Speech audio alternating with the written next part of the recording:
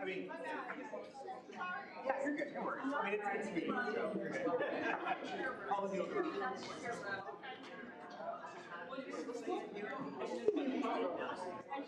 Jack and Paige.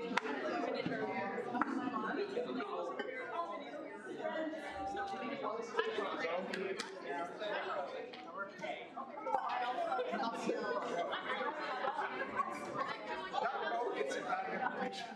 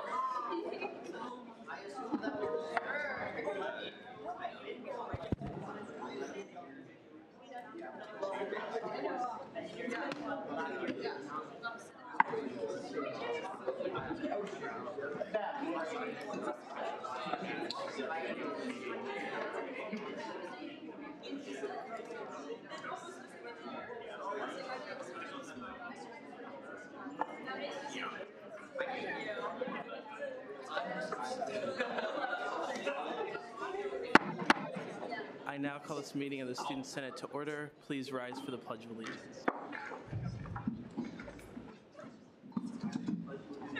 To the flag of the United States of America and to the republic for which it stands, one nation under God, indivisible, with liberty and justice for all. I want to begin our Student Senate taking place on Thursday, April 18th, 2024, with a land acknowledgement. We recognize that Kansas State University, as the first land-grant institution, stands on the ancestral lands of the Kaw people. Our state of Kansas is home to 4 federally recognized Native nations: the Iowa, Kickapoo, Prayer Band, Potawatomi, and Sac and Fox. We must remember that the land serving as the foundation for this institution was and still is stolen land acquired by white settlers. We pledge our commitment to creating decolonized spaces at the university while advocating for the support and future success of Indigenous faculty, staff, and students here at K-State. And with that, Speaker Pro Tem Hesseltine will take it away with our first roll call. Okay. Black. Here. Blood. Here. Brueggen. Here. Carlgren. Here. Koch. Here. Dibelbus. Here. Ediger. Here. George. Here. Giefer. Glanville. Glasscock. Here. Griffith. Here. Haynes. Here. Hannah. Here. Hoffmans. Hoffman. Here. Holmes. Here. Holtzmeister. Here. Islam. Here.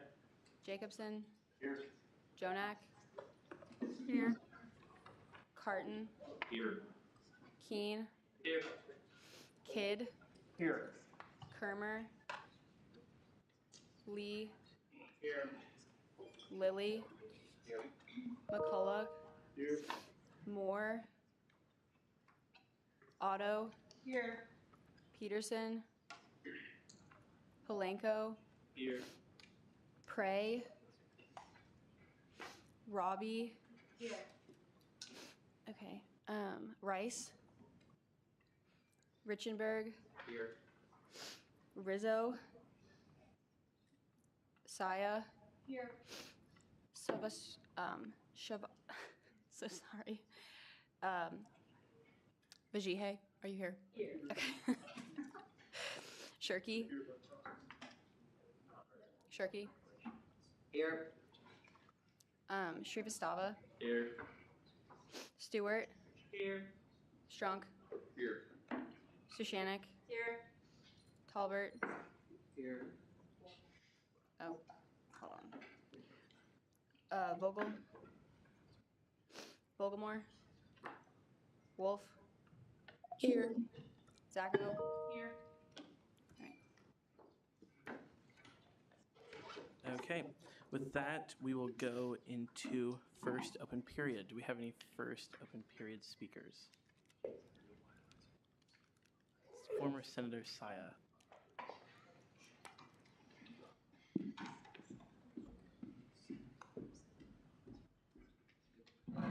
All right, I'll be quick about this because there's a lot of people in the room. I'm speaking because we have to do something procedurally, and there's no other time for me to speak on it other than now.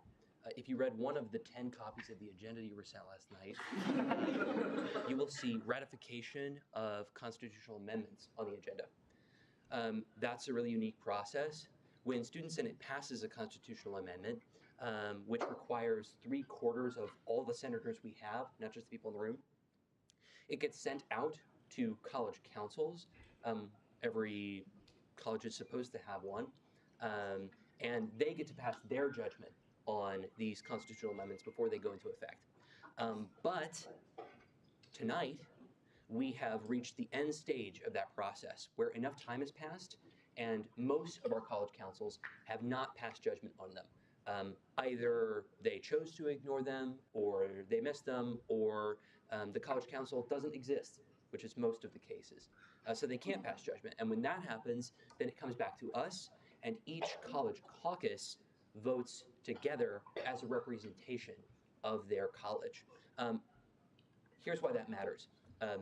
My sister is the only senator for the College of Health and Human Sciences and represents that caucus. And if we get to approval of appointments on the agenda, we'll be sworn into a different office tonight. So we have to hold that vote so that the College of Health and Human Sciences can be represented on that amendment before moving forward. So now I'm going to tell you what that's all about. The constitutional amendment that we actually passed was about the college councils. This whole bureaucratic nightmare that we found ourselves in could be solved tonight by you if you vote yes on the constitutional amendments, or I suppose just the one. It was a package of bills that basically separates us organizationally from the college councils. Doesn't affect them in any way, just separates their process and our process so that we don't have to go back and forth between each other for approval. Really straightforward, like I said, it's not going to make any changes. It's ultimately a recognition of what college councils used to be, which was like a pseudo state government, and what they are today, which is separate, independent organizations that represent their college's interest. They're great. They do good work. Architecture, Planning, and Design, Dean Student Advisory Council does great work. Engineering Student Council does great work. Dean Student Advisory Council for Business is particularly impressive. Those organizations have thrived because they've changed with the times.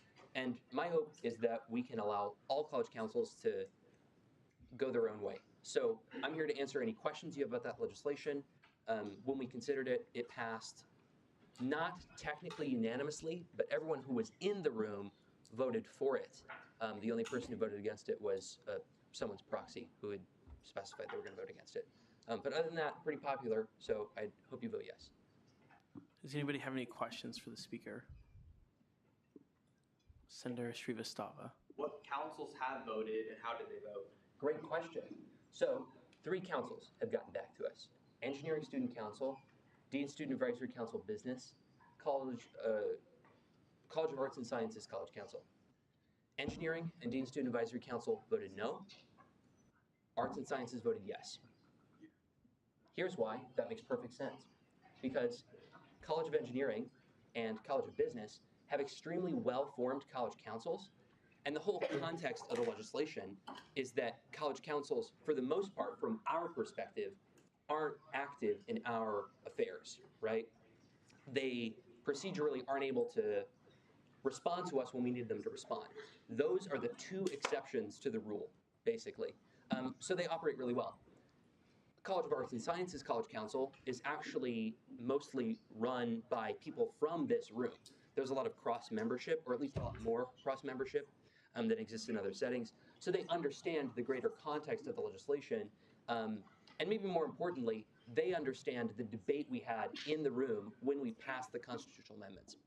The important result of that debate is this legislation does not change the way college councils operate. I wasn't in the room when those college councils decided to vote no on ratification, but it's very reasonable to think that they were concerned about what would happen to them if they said yes. I can tell you, nothing will happen. Interim Parliamentarian Blood.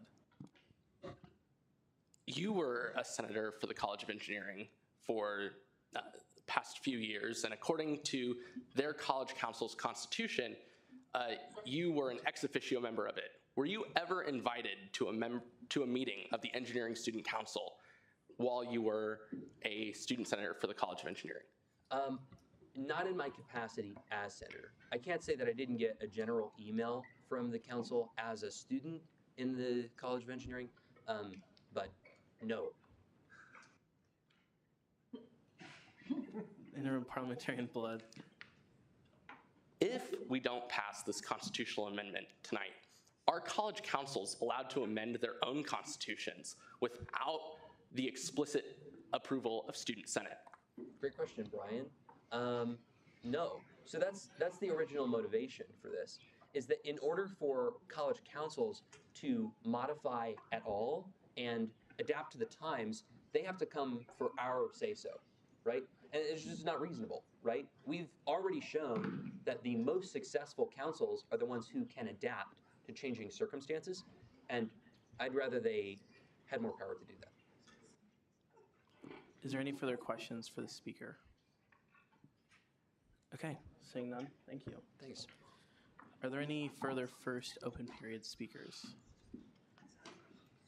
Okay, seeing none, we will go into approval of the minutes. The minutes were passed out on Tuesday along with the agenda and legislation tracking information.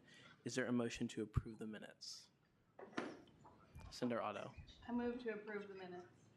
Is there a second? Okay, the minutes will stand approved. We will now go into announcements. 1, don't forget to fill out the committee interest form after Student Senate. Today, the newly appointed chairs will select members for their committees based on the responses. Please submit the form in the link in the agenda. 2, proxies. If you're going to be absent from a Student Senate meeting, please fill out this link, even if you aren't sure if your absence will be excused. 3, if you will be physically absent from Student Senate but would still like to attend via Zoom, please fill out the Student Senator Zoom request form. Speaker Questa will review requests based on the Student Senate attendance policy. Please submit the request in the agenda. Announcement 4, want to give props to someone in Student Senate, fill out the Student Senate shout-out form, and Speaker Pro Tem Heseltine will read them at the end of the meeting. Fill your shout-outs on the agenda. And announcement 5, the SGA Member of the Week is Anna Koch. Anna has done an excellent job introducing a resolution for Wildcat Pause Day and defending it to the University Calendaring Committee, Faculty Senate, and Administration. Thank you for your commitment to students' mental health and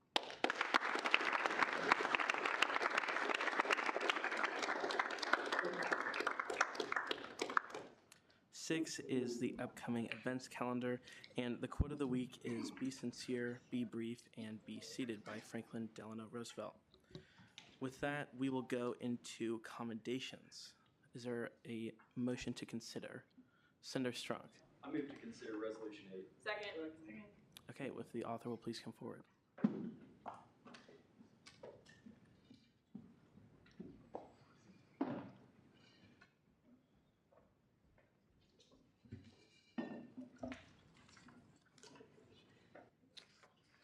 Hello, I'm so excited to be up here talking to you guys once again as a member of the marching band and a member of Senate.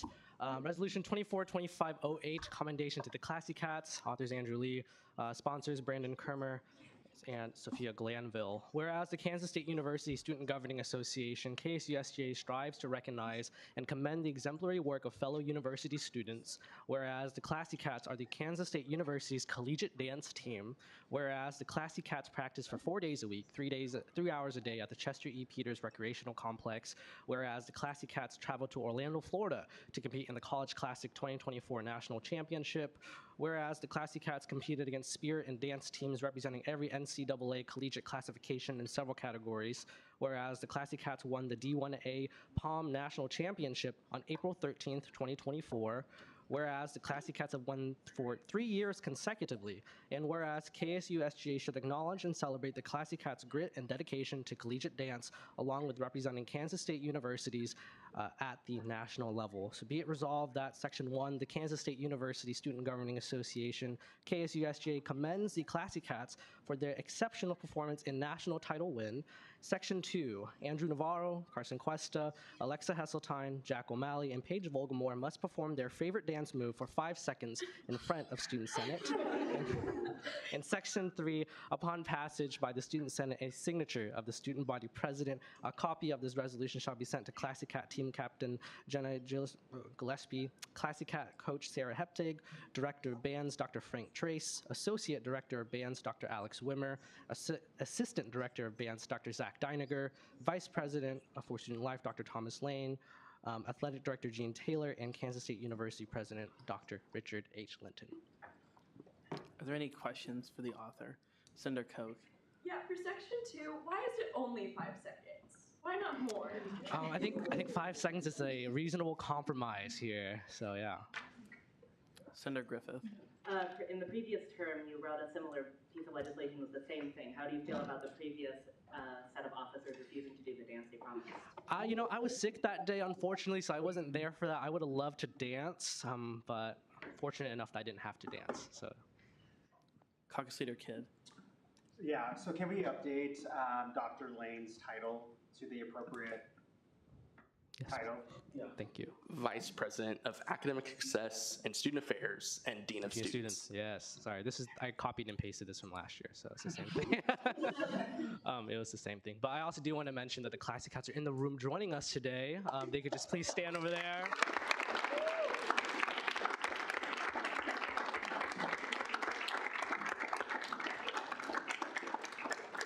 Yeah, thank you. Thank you so much for coming to Senate, and sorry that we had to make you sit through the first 10 minutes of that. Are there any further questions? Interim Parliamentarian Blood. Was there a reason that you chose the incoming Attorney General, who has not yet taken office yet, while you had officers from the other branches who had taken office, versus the 2 officers who are still serving in that office from the judicial branch to do the dance in Section 2? I want to embarrass Andrew for a little bit, but also my mind, I forget that the judicial branch does not end their term until the end of this year. Any further questions? Yes. A few corrections. On line 15, there should be a comma after Florida, and then on lines 31 and 34, they should end in a period. Any further questions or corrections? Okay, seeing none, does anybody have a motion to approve? Is that a question, Senator Griffith? Okay, Senator Griffith. Mr. Speaker, I have an amendment. Okay, did you email it to the parliamentarian? The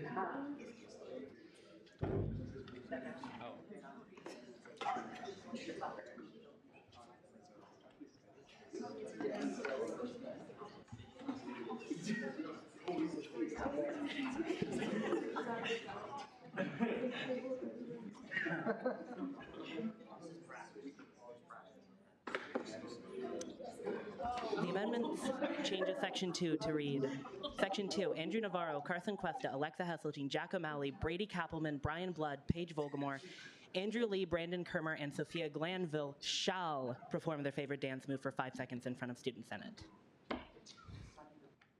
Are there any questions for the author of the amendment? Senator Koch.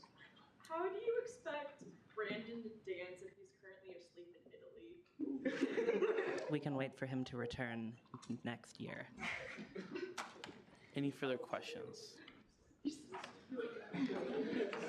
Okay, Senator Sushanik. Can I make a friendly comment? Well, what is it? Our other emerging leader was on this bill last time it passed, Senator Jacob Hoffman.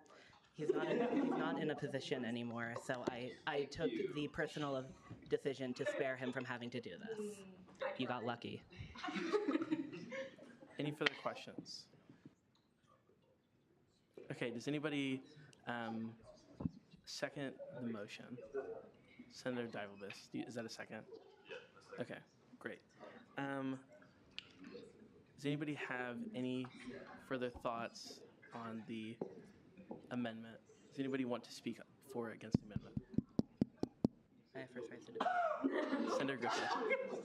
So, if you recall, as I had alluded to earlier, this same bill, but for the previous year, was also written by the same author, and I made a similar amendment in order to require the authors to dance, because it's not fair for them to force the other officers to do it without themselves having to do it. Plus, the chief of staff was left out again, so I added that one.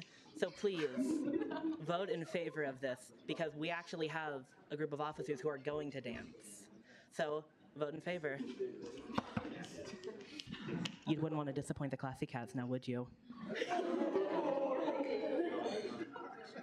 Okay, seeing as that was a speech in the positive, is there a speech in the negative?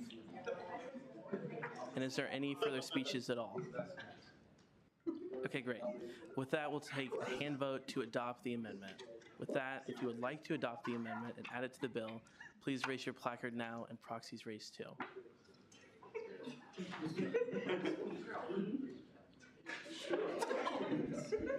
Okay, that's enough. Great. So now we're back on the main bill. Senator Griffith. I move to approve Resolution 8 as amended unanimously. Are there any objections? Okay, Resolution 8 will stand approved. And if the Classy Cats would like to come to the front and take a picture with the people who have to dance, that would be...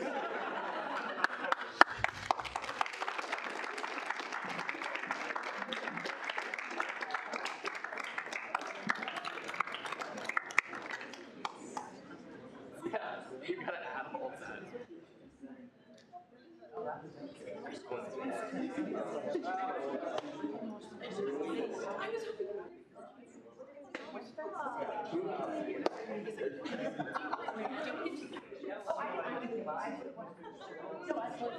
Can we scooch in?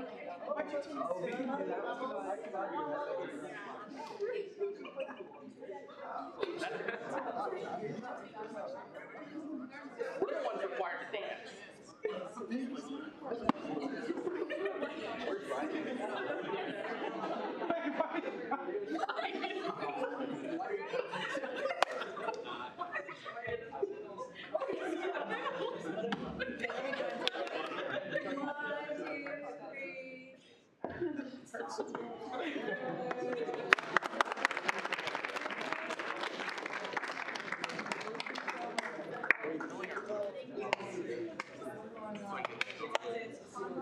What is the constitutional obligation?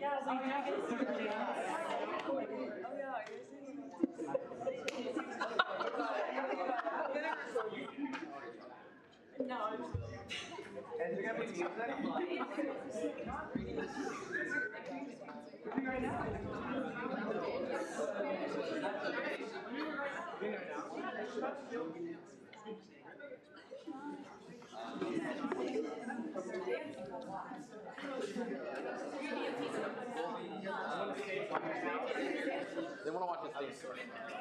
They want to watch it.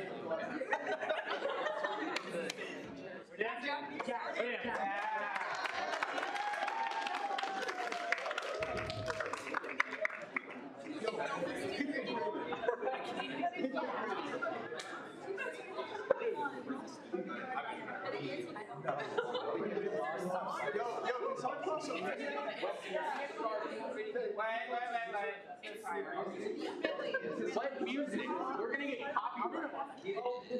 Nobody's watching this.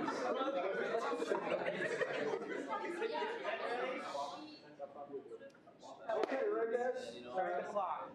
Someone got a 5-second count. I got you. Hold up. Let me make that 10.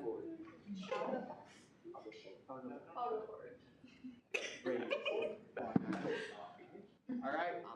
Okay. Go ahead. Great. Yep. Go.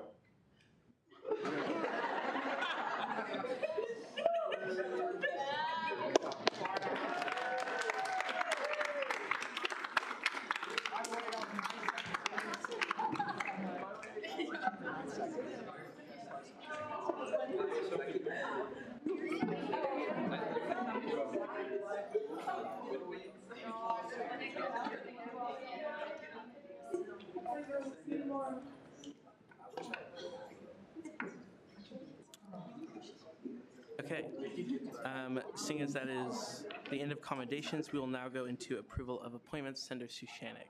I move that we go into college caucus time. Out of order. Objection.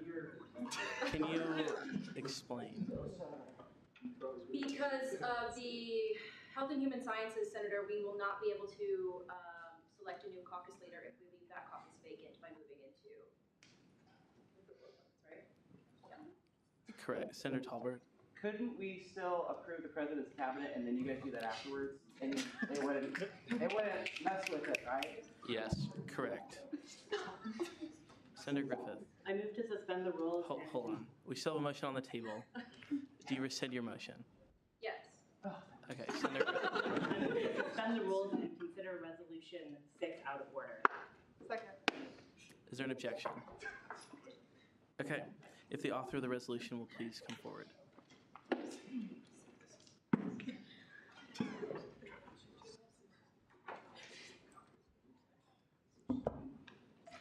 Hey everyone. All right, this is the approval of the Student Body President's Cabinet. Authors Paige Volgamore, Jack O'Malley, and Brady Kappelman. Sponsors Carson Cuesta and Alexa Hesseltine. Whereas the Constitution and bylaws of the Kansas State University Student Governing Association specify the executive branch of KSU SGA includes the following positions as members of the Student Body President's Cabinet: Public Relations Director, College of Technology and Aviation Representative, International Affairs Director, Multicultural Affairs Director, Legislative Director, External Affairs Director, Sustainability Director, Technology Director, Academic Affairs Director, Graduate Student Council Student Governing Association Liaison, Athletics Liaison, Basic Needs Director, and Sexual Assault Prevention and Awareness Director. Whereas included in the President's Cabinet in the 2024-2025 KSU SGA term are a Campus Connections Director, Global Campus Liaison, Student Finance Director, Student Athlete Liaison, Health and Wellbeing Director, Professional Opportunities Director, and Outreach and Engagement Director. These positions were sufficiently advertised by applications made available to all students who showed interest in KSU SGA via social media, whereas there were 29 applications for these positions, and whereas these individuals were chosen on the basis of their leadership ability, experience, and dedication to serving the students of Kansas State University throughout the 2004-2005 KSU SGA term. Be it resolved that, do I read all of these? Yes. All right. Section 1, the following individuals be confirmed as members of the 2024-2025 Student Body President's Cabinet. Academic Affairs Director, Jolie Herzl. Athletics Liaison, Carradine Kirkpatrick. Basic Needs Director, Adelaide Easter. Campus Connections Director, Holt Williams. External Affairs Director, Lauren Wolter. Global Campus Liaison, Saul Caudill. Graduate Student Council Liaison, Gustavo Roa Acosta. Health and Wellbeing Director, Patrick Biggs. International Affairs Director, Abdullah Mansour. Legislative Director, Bentley Talbert. Multicultural Affairs Director, Ibrahim Chipsy. Sorry, that's my bad. Outreach and Engagement Director, Sean Hoffman. Professional Opportunities Director, Jacqueline Varney. Public Relations Director, Eric Shapland. Sexual Assault Prevention and Awareness Director, Maren Wills. Student Athlete Liaison, Jasmine Brown. Student Finance Director, Cooper Sheldon. Sustainability Director, Sophia Cole. Technology Director, Brayden Adams. Are there any questions for the author? Interim parliamentarian blood. When will the College of Technology and Aviation representative be chosen? We are reaching out to the Salina campus to get that filled. But it will either be their president or the president's appointee. So as soon as we can. Are there any further questions? Okay, seeing none, is there a motion to approve the appointment? Cinder Black. I move to approve Resolution 6 unanimously. Second. Is there an objection? The resolution will stand approved. And if you, those who are getting sworn in, if you'll come down to the front.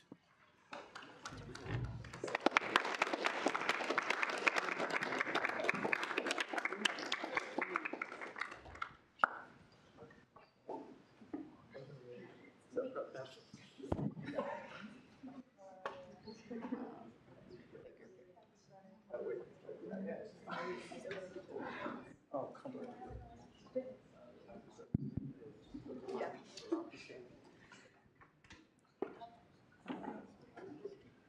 All right, so you can say, you're taking the oath of office, so I will read this to you and you will say, I will after. So I do solemnly swear that I will faithfully execute the office of, wait a minute. It's not how you do this. Am I supposed to? We all just say our city cabinet. What? Cabinet. Say cabinet. Thank you. Okay, let's start over. I do solemnly swear that I will faithfully execute the office of Cabinet Director and will, to the best of my ability, preserve, protect, and defend the Constitution of the Kansas State University Student Governing Association. I do. Okay, now we will all go down the line and introduce ourselves. So if you'll say your name, your major, your hometown, and favorite smell, just like we did earlier. Hey everyone, my name is Bentley Talbert. I'm from Kansas City, Missouri. I'm a junior studying political science, and I am the new legislative director. Oh, and my favorite smell is Gain laundry detergent. What's up, everyone? My name is Sean Hoffmans. I'm a junior from Topeka, Kansas, studying organizational management and educational studies. I'm the outreach and engagement director. Yeah. My favorite smell is my grandma's cookies. My name is Cooper Sheldon. I'm a sophomore studying industrial engineering from Holton, Kansas. I'm the student finance director, and my favorite smell is cinnamon apple. Hey everyone, my name is Ibrahim Chifchi. I'm a sophomore from here in Manhattan, Kansas. I'm studying in pre-med medical biochemistry, and I'll be the multicultural affairs director. Favorite smell, I'll go with peach pie this year. I'm Jasmine Brown. I'm from Gilbert, Arizona. I'm studying pre-med biochemistry as well. I'm the student athlete liaison, and my favorite smell is pizza. Hello everyone, I'm Sal Caudell. I'm the Global Campus Liaison. I'm a sophomore here for health and nutrition and pre-med. I come from Virginia Beach, Virginia. My favorite smell is honeysuckle. Hi, I'm Lauren Walter. I'm from Aviston, Illinois. I'm a freshman studying animal science, and my favorite smell is chocolate shops. Hey everyone, my name is Abdullah Mansour. I'm a junior studying political science. I'm from Bahrain, a small country next to Saudi Arabia. My favorite smell would be all the gas stations in my country. So yeah. Hi everyone, I'm Jolie Herzl. I'm serving as the Academic Affairs Director. I'm from Wichita, Kansas, studying pre-med biology. And my favorite smell is lavender. Hi guys, I'm Kara Kirkpatrick. I'm the athletic liaison. I'm a junior studying communication studies from Kansas City, Missouri, and my favorite smell is coffee. Hi everyone, my name is Adelaide Easter. I'm studying agricultural economics and global food systems leadership, and I'm from Salina, Kansas, and I'm the basic needs director, and my favorite smell are strawberries. My name is Jacqueline Varney, and I study organizational management and sales in the College of Business. I'm a junior. I'm from Lansing, Kansas, and I'm the professional opportunities director. And my favorite smell is fresh flowers. Hi everyone, I'm Eric Shapland from Scott City, Kansas. I am the public relations director. I'm a sophomore studying advertising and public relations, and my favorite smell is Christmas, like the smell of Christmas. I'm Sophia Cole. I'm the sustainability director. I'm a junior in finance, and I'm from Garnett, Kansas. And favorite smell is a campfire. Hey guys, I'm Patrick Biggs. I'm from Topeka, Kansas, studying agricultural economics. I'm a junior, and my favorite smell is freshly cut cedar trees. I'm Holt Williams. I'm an accounting major, sophomore. I'm a campus connections director, and my favorite smell, I would say I just mixed it up on them because Paige took mine earlier. I would say rain after, like post rain or pre rain.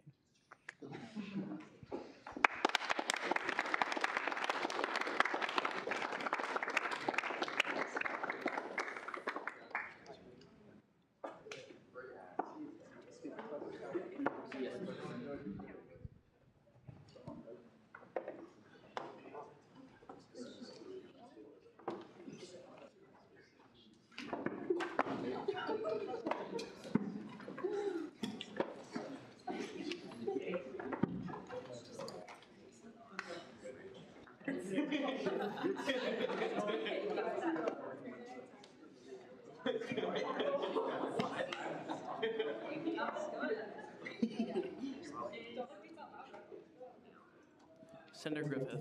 I move to suspend the rules and enter college caucus time out of order. Is there an objection?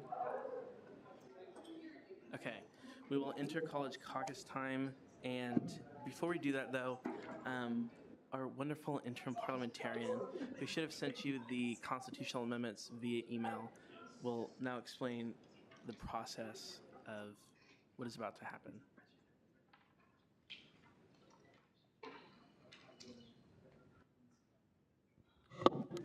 Okay, so there are two amendments that are in order today for us to consider.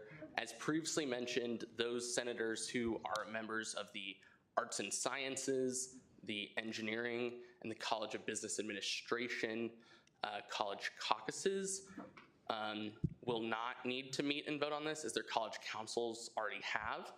But the first amendment basically states, as part of the election rules, that any member of the College of Architecture, Planning, and Design enrolled in non-baccalaureate track master's degree programs shall be designated as a student of the College of Architecture, Planning, and Design for SG elections, while all other students enrolled in the College of Architecture, Planning, and Design shall be designated according to their enrollment status between undergrad and graduate school. This is because when the College of Architecture, Planning, and Design only confers master's degrees for the majority of their students, while there are some undergraduate degree programs as well. And so as they transition typically between their 4th and 5th year, they would then not be members of their college, but members of the graduate school. And so the members of that college and their dean have kind of recommended that since their educational program is pretty consistent throughout those 5 years that they're here, even though they do change to being graduate students at one point during that, to have them remain as undergraduate representatives for the College of Architecture, Planning, and Design. Are there any questions? Senator Griffith. How did the college councils that have met vote on this amendment? My understanding, all three have approved it. Senator Srivastava. Did you say that all three the engineering council, business council, and what was left? Art side approved the amendment? This specific amendment, yes, not an amendment that was talked about earlier. Are there any further questions? Okay, if you'll move on to the next one.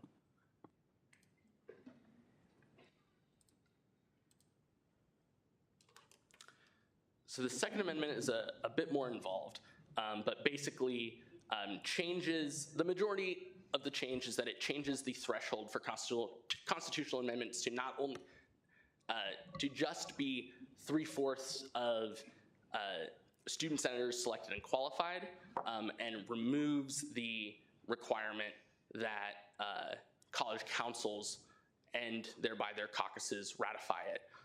As was mentioned, there's really about 2 to 4 functioning college councils, depending on how you look at that. Only they have 6 weeks to ratify an amendment, and only 3 of them have responded out of 9, if that gives you kind of a sense, as well as there's a number of other processes, such as filling vacancies for positions and amendments to their own constitutions that would have to come through us, and that current procedure is not currently in place. This would also require us to have to pass other legislation undoing changes to the bylaws and statutes that we made last year as well, because those changes that reference college councils have already been made and approved, and so we'd have to roll those back if this doesn't go through, most likely. Are there any questions?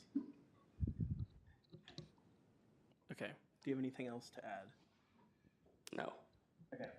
At the end of this process, if the caucus leader will come up to me and tell me how the college voted so that I can announce the results at the end, that would be fantastic. Senator Griffith. What is the vote threshold to pass the amendment? 6 of 9. Correct. Yeah, so six of the 9 colleges have to take action either by their college council ratifying it, which 1 has, or the college caucus. Senator Griffith. I meant inside the caucus. Like, how many people in the caucus need to vote for it? Majority. Okay. Yeah, so if the, Senator Lilly. For the caucuses who have colleges that have already voted, do we need to vote? You do not. You do not take action. Yes, so if the caucus leader will come up to me at the end and let me know the results, and for the College of Ag, you will also need to elect a new caucus leader. So, with that, be back at 8. And just like 2 weeks ago, you can disperse in the union to have your meeting. So, yeah, be back at 8. And the College of Ag, when you have a new caucus leader, come and tell me or email me who it is, please.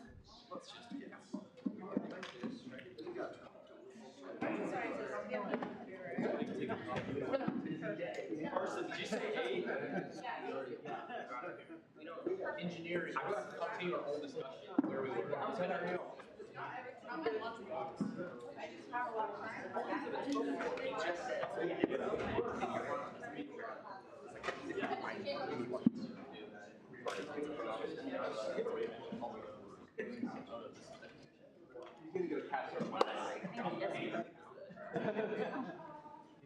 No, you're good.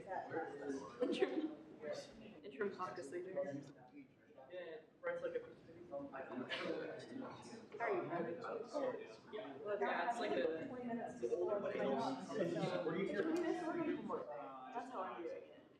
Yeah, it's like I'm not motivated. So,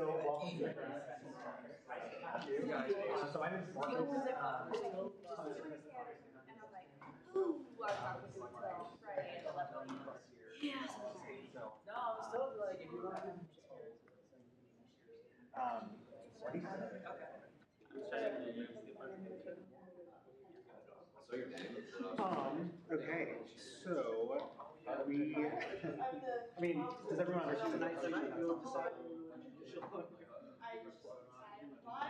I thought you guys, everyone's already. Yeah, so I mean, I'll just defer to you guys. Yeah, I think college partners are fine. Can you repeat that louder? How many polls are we going to do? How many polls? For which one? Basically, it's a program, unlike, now that everyone's like, wait till they're, it's a 5-year program. How many polls are they? I don't know, at least 2. Do you know, are you not Are you a senator? Do you know how high up you would be on the list? Nope. Right. We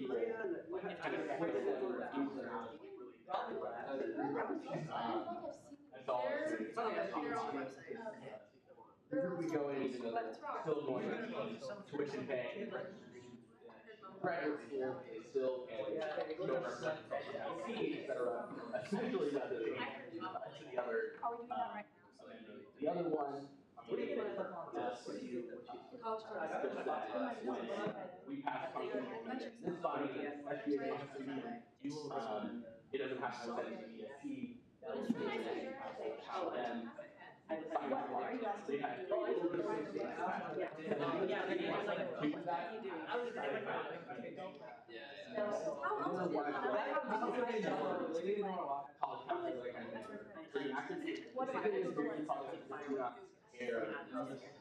our constitution.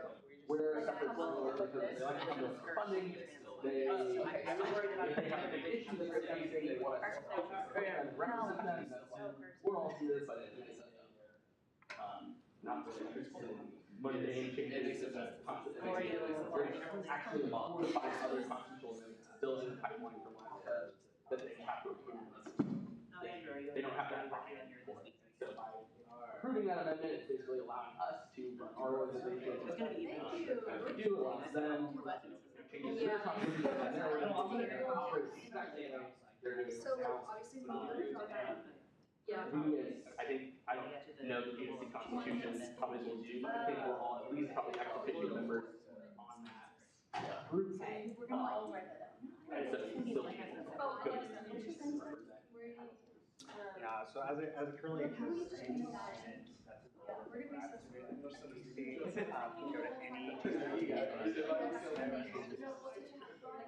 for anything too. So, so like nothing would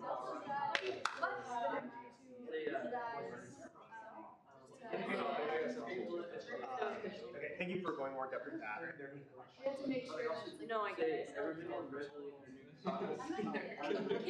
Yes. Yes. And then archetypes of values also. Yes, we'll do it. So that's the legislation that we introduced as a group. If you might see, They wrote a note. authors and sponsors are people who actually write legislation. And then same for basically putting the words down on And I think paper. that's Sponsors are in committee well, that's or senator or even students or advisors who like, yeah, I really like No, I this. checked this. By filling out that form, they finally go and sign it. Certified I don't know. It's listed as a reference. certified as a power of the president. It's the only thing. After that, on that final copy, you see it, we're talking about it, we're debating, you're like, oh, I really like this, I would love it, or send it out or pass it, just for posterity's sake. That's what that is. For this,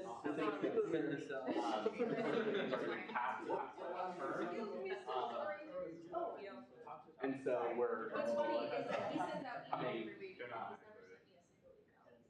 And so it's not I think he just really in this emailed us specific, every question I've ever asked. but for all other legislation that we introduce, introduction of legislation, Yes, feel free to write your name. I think it's the thing that happens to me at work, where once you enter an email. As a senator, you can be the sole author. If there were, say, And a it person doesn't, in I don't care enough. so that's a student, university, or faculty member who isn't a student senator, they would have to have a student senator, will also be the sponsor of legislation. Did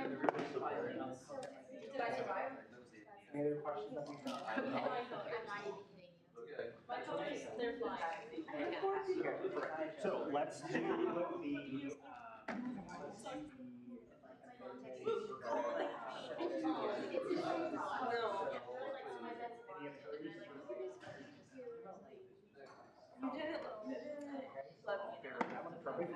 So the next one we'll do is the student type review.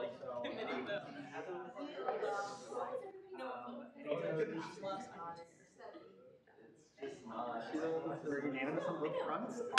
Awesome. I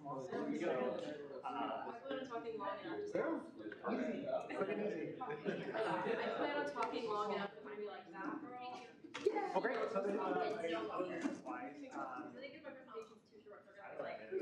one thing I did share from the last time that we did meetings was that outside of Senate, it'd be cool if there's at least like maybe one time before a meeting we could all get together just like a social hour or somewhere like that. A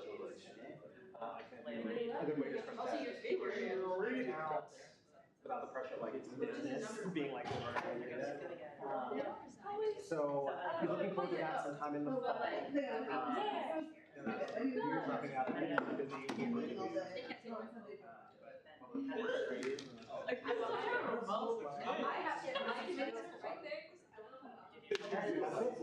I know.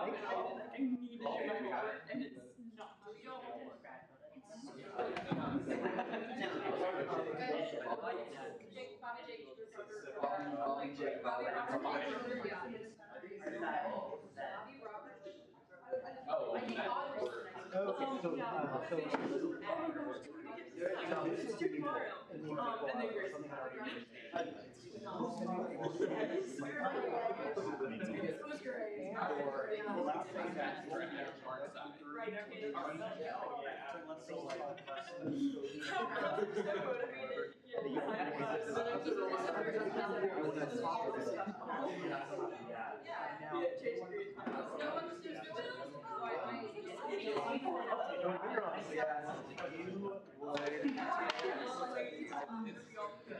So like if you were to make a selection, you're making it easy,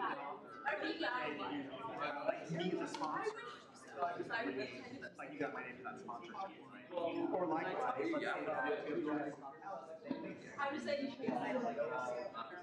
You don't know What sponsors got us? Today's a very important day.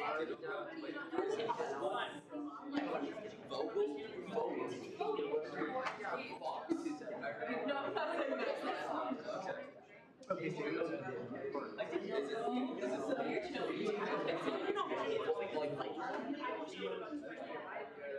Are you excited? I know what I mean.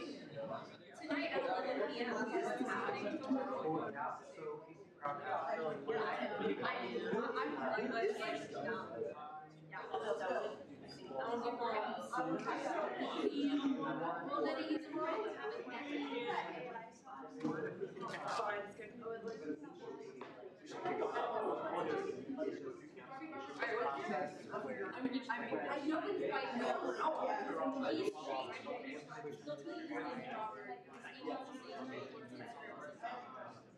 and then Joey Robert Jacobs.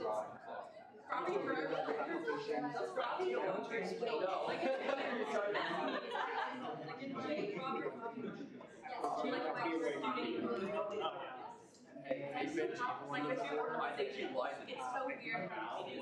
It's not a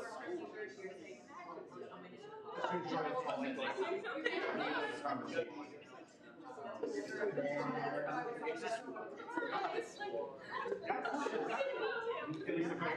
Very rural time in 1908. My hometown. Oh, really? Yeah. What is happening? Very rural. You know West Albany? It's fine. I'll take the. Keep telling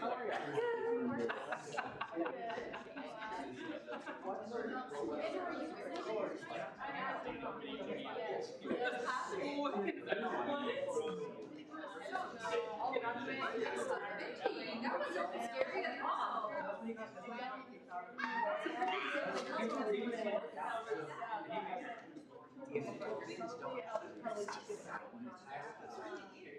Yeah, that'll prolong that to a few more years. Okay. Oh, perfect. I know 4 weeks. 4 weeks. I know. Oh, and one is 2 because it's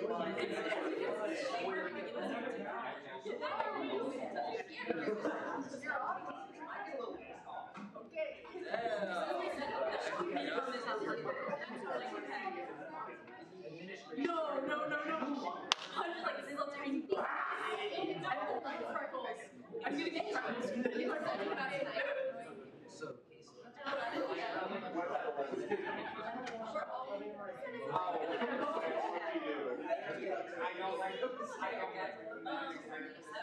This one. My ribs. 4 weeks until my tattoos. And then I have 2 minutes. And then regular.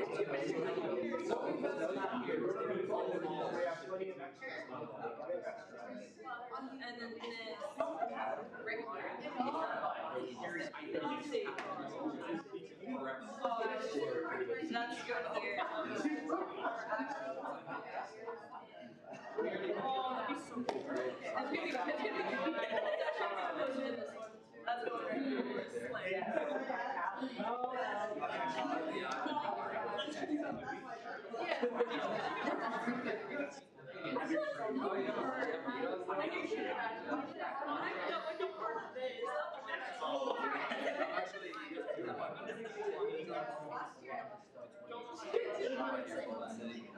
I live right here. You're not.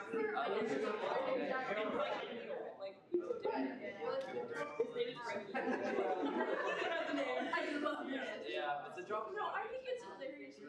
I'm just like hockey practice. The year they were. If you were calling me, I'd be like, I just think people were that.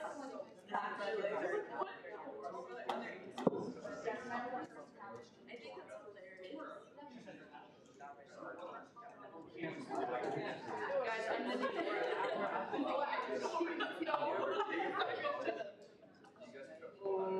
no. We're presenting about like what our We didn't know how long.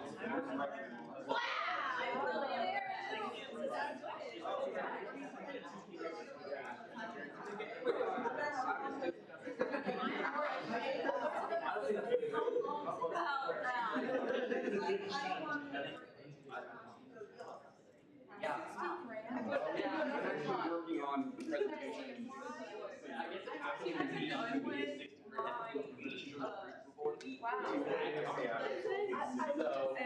That'd be like a quarter of a mil. I'm going. I don't know. We were close to that.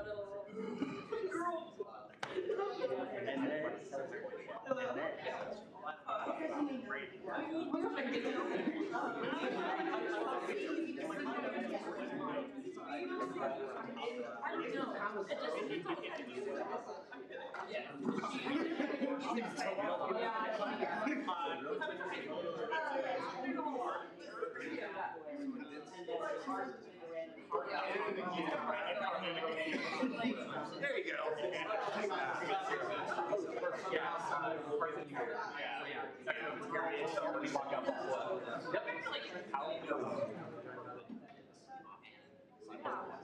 Anywhere between them.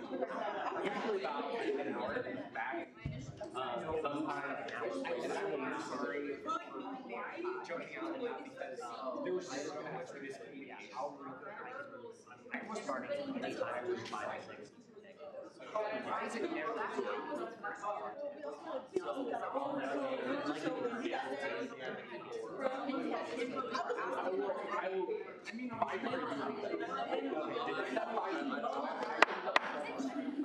I'll call the meeting back to order. Okay, so the results of the constitutional amendments for the College Council amendment, that will pass on a vote of 7-2. And when it comes to the APD constitutional amendment, that will pass on a vote of 9-0.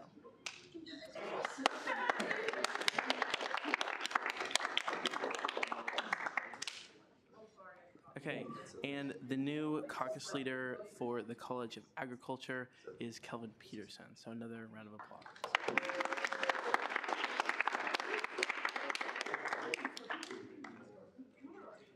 Okay, since we have exhausted college caucus time, we will go into approval of appointments. Does anybody have a motion to consider Resolution 5?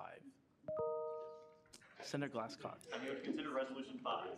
Is there a second? Okay.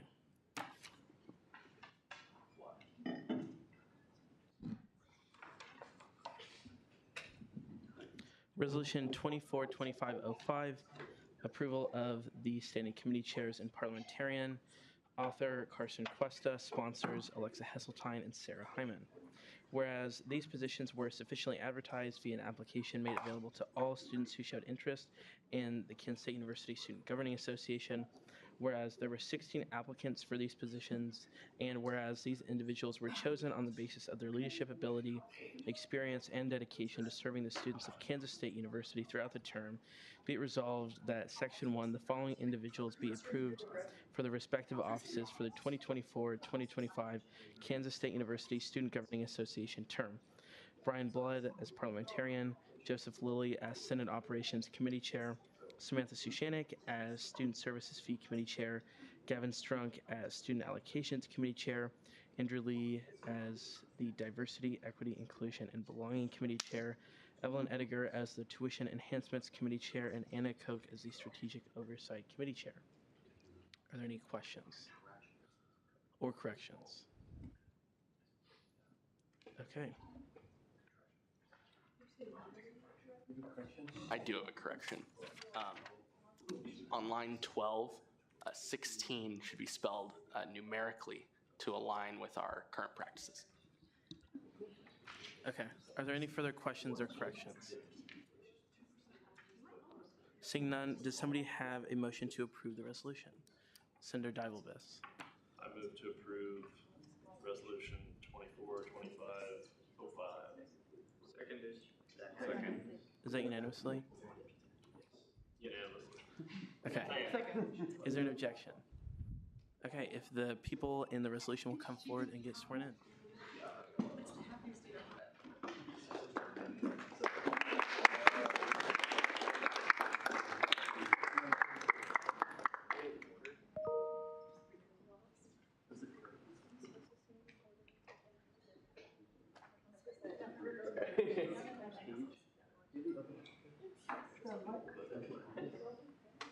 It's right here. Okay, I'll do you first and differently than everyone else, Brian. If you'll raise your right hand and repeat after me, and say I will at the end. There we go.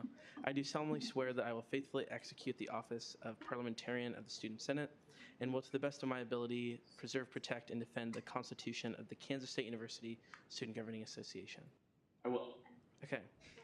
And then everybody else, if you'll raise your right hands and say I will at the end. I do solemnly swear that I will faithfully execute the office of Student Senate Standing Committee Chair and will, to the best of my ability, preserve, protect, and defend the Constitution of the Kansas State University Student Governing Association.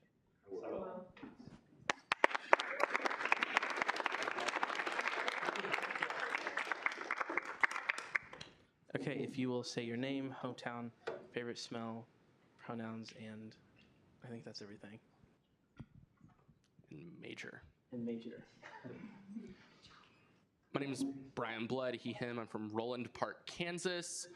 I'm a master's student in industrial engineering, and my favorite smell is an airport. My name's Joseph Lilly. I'm a junior in electrical engineering. I'm from Lee's Summit, Missouri, and my favorite smell is burnt soldering irons. Hi, I'm Andrew. I'm from Wichita. I'm studying political science. I'm a freshman with a minor in leadership studies, and I really love the smell of lavender. I'm Gavin Strunk, he, him, from Wamego, Kansas.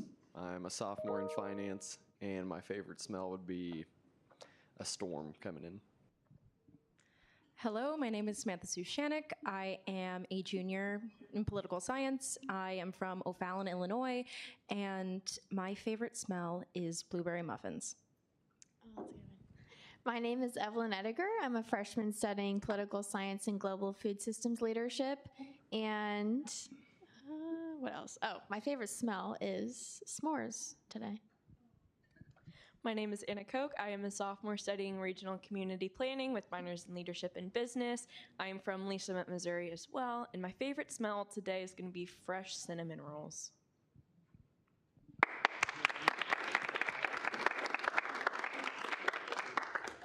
Okay, and then if Sarah, if you'll come down so we can take a picture. Brian, you have to stay up here.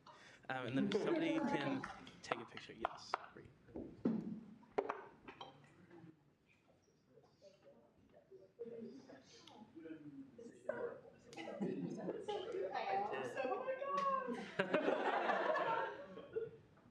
You get one too. Oh my gosh. He's taking the picture. I'm taking the picture. Oh, that's sorry. Smile.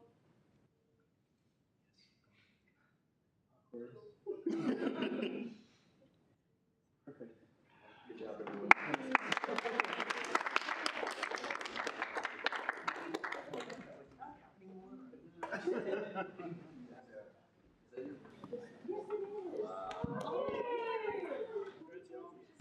Okay, with that, we will go into the consideration of Resolution 7. Does somebody have a motion? Senator Griffith. I move to suspend the rules and consider Bill 4 out of order. Is there a second? Second. Point of information, why? This is if this one is introduced and passed, the current people who are going to be given independent positions won't have to lose their Senate seats. Whereas they will if they are approved now. Point of order, didn't we already do that? Or point of information? We swore in the standing committee chairs and parliamentarian, but not the independent positions. Wasn't that the point of going to caucus now? No, this is so that they can still have their Senate seats. Correct. Yeah. It's so they can serve as independent position people and a student senator concurrently. If we do it in the other order, they get like disqualified. Okay, Second. Okay. Does anybody have an objection? I object. Okay. That is a motion to suspend the rules, and therefore 2/3. requires 2/3 majority and is debatable. So would you like to come forward and debate, Senator Griffith? Senator Shushanek? Wait a minute, is moving to consider something out of order on the agenda in order to suspend the rules? If you'd like to weigh in. It is not. So it's just majority. Okay. If you would still like to come forward. And, yeah. So yeah, the reason I'm making this motion is because both of the people who are going to be our emerging leaders coordinators are currently senators, and this bill I wrote was specifically to allow them to serve as a senator or also as a position in another branch and as the independent positions. And so that's why I'm moving to suspend the rules for a third time tonight to then rearrange the order to take this first, that way we can discuss it, and then I'll move to special order so we can vote on it, and then if it passes, that way our independent positions will not have to lose their Senate seats, which they would if we went through the normal 2-week process with that bill. So vote to rearrange the order of the meeting. Okay, seeing as that was a speech in the positive, is there a speech in the negative?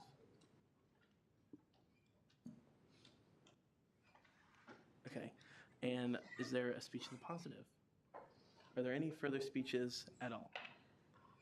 Okay, with that, we will go into a hand vote to consider Resolution 4 out of order and consider Bill 4. Yeah, Bill 4. Yeah, consider Bill 4 out of order and move it in front of Resolution 7.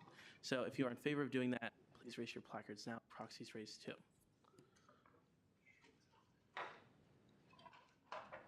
Okay. Those who want to vote no, raise your placard now. Proxies raised too. Okay. The motion will pass, and we will consider and go into the introduction of Bill 4. If the author of that bill will please come forward. We'll rearrange it. Find it.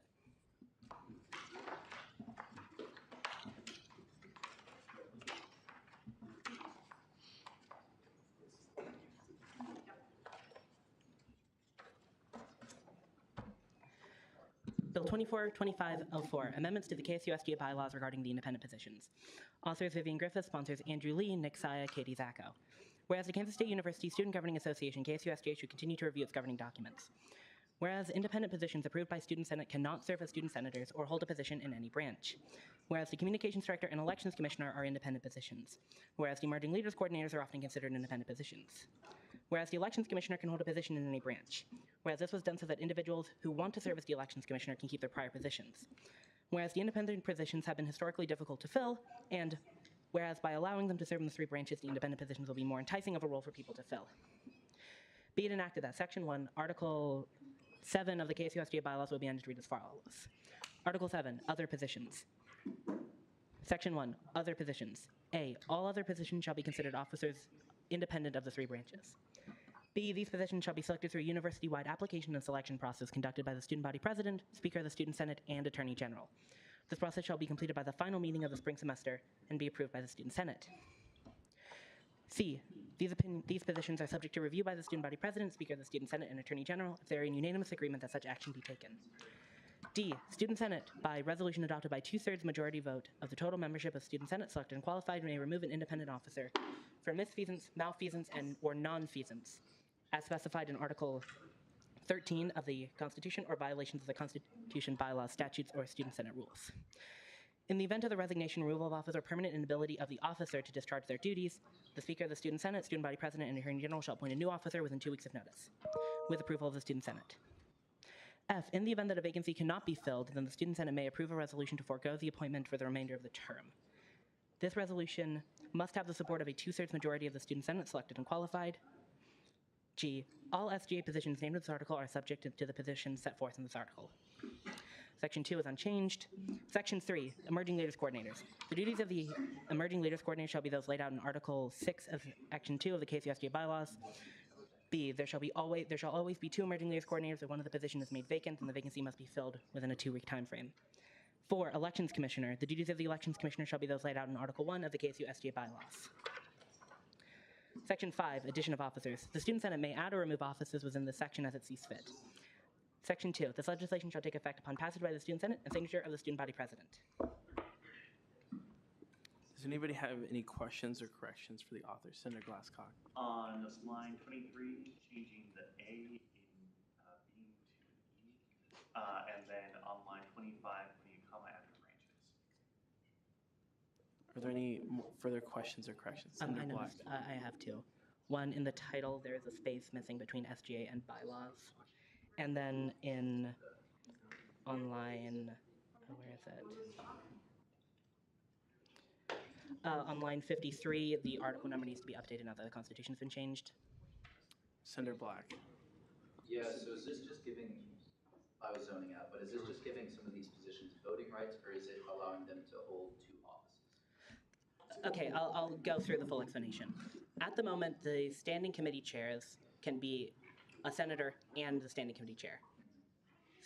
Same with the parliamentarian because those changes were made. Yeah. However, that is not the case for our independent positions, Emerging Leaders Coordinator, Communications Director. It is the case for the Elections Commissioner, expressly because the position of the Elections Commissioner was hard to fill before that change was made. And so this change brings it up to speed to our other independent positions. Follow-up. Granted. Yeah, so does this mean that they have to hold an office on Senate, or they have the option? No, it means before, under the current state, upon assuming the role of a independent position, they would be forced resigned from their previous position.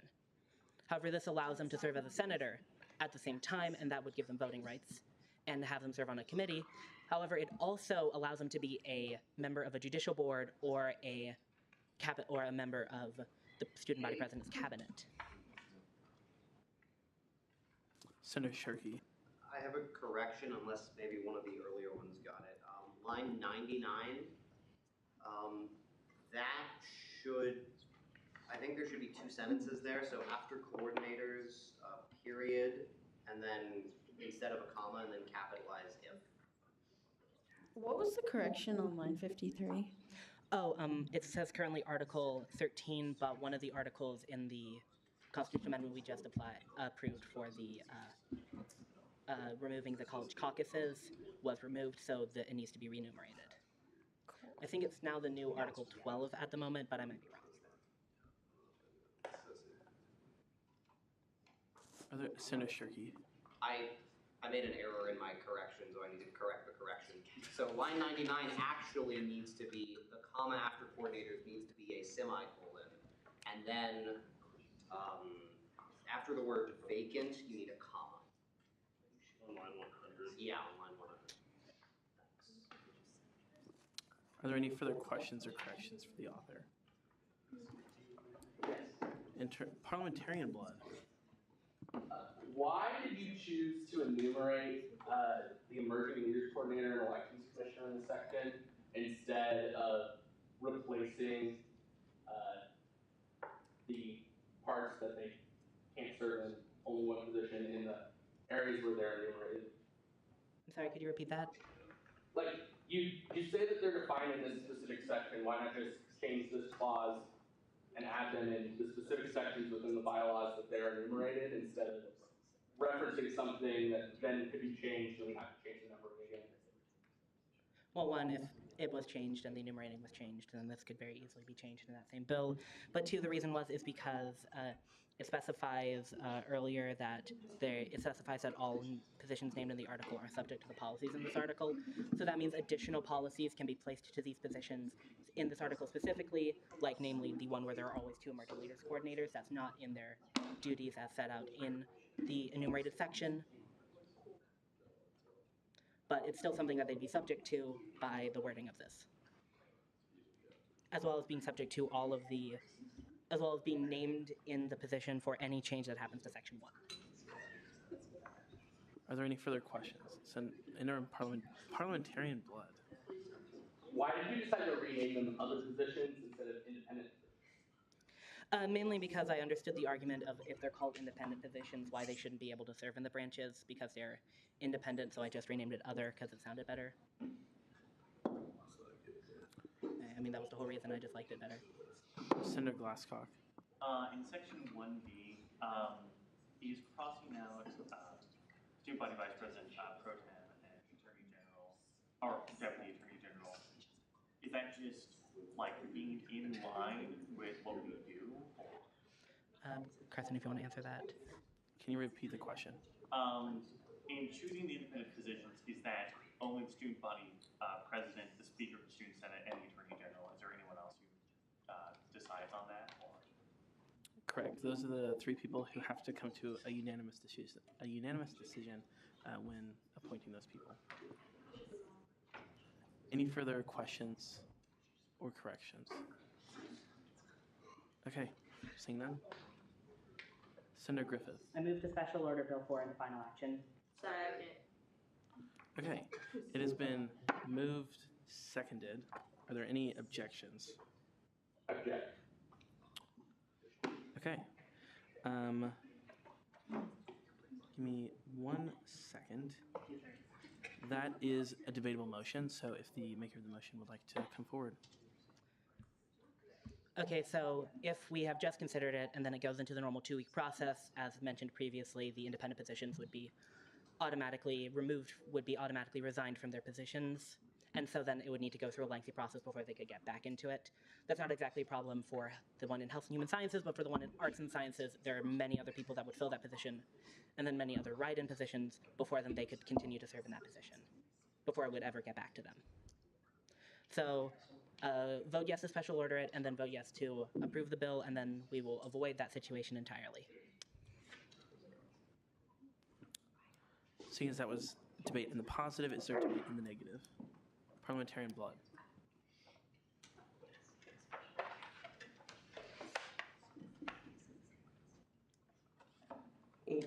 While I understand the reasoning of really wanting to get this passed, right, so that all of our independent positions can get sworn in today and can still serve as senators or cabinet directors or justices if they so choose, I think there's a lot of, we've already had to make a lot of corrections on the floor, and I think there's a lot of other areas within here that cause concern, specifically around the remuneration of responsibilities when they're defined in other places that make our governing documents harder to read. And in general, this is why we have a 2-week process, so that we can introduce legislation, we can all think about it, a committee can actually decide on if this is the best course of action to get this specific idea done. And there's other ways to solve the all of the independent positions not getting sworn in today. We could delay 1 more week, allow a committee such as the Senate Executive Committee to go through this, follow our 2-week process, allow all of us to properly look over, make a decision, and edit to a large extent different sections within this, then bring it back on the floor, pass it if we so choose that we want to, and then swear in the independent positions next week. It's really not going to change anything operationally. We delayed last week when we normally would have, and didn't have Senate, when we normally would have sworn in committee chairs and cabinet directors, and everything's still moving fine. So for that instance, I really think that we should not special order this tonight. If you so choose, move to postpone 1 week resolution 7, and then after that, we can pass this and then approve resolution 7 next week. Okay, seeing as that was debate in the negative, is there debate in the positive? Okay, is there any debate in the negative? Is there any further debate at all? Okay, with that, we will go into a hand vote on the motion to special order. And once again, that does require 2/3.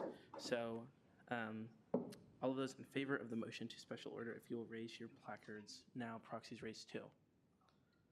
Okay, all opposed, same sign. Okay, the motion will fail, and we will go back into approval of appointments. With that, is there a motion to consider resolution 7? Senator Shirkey.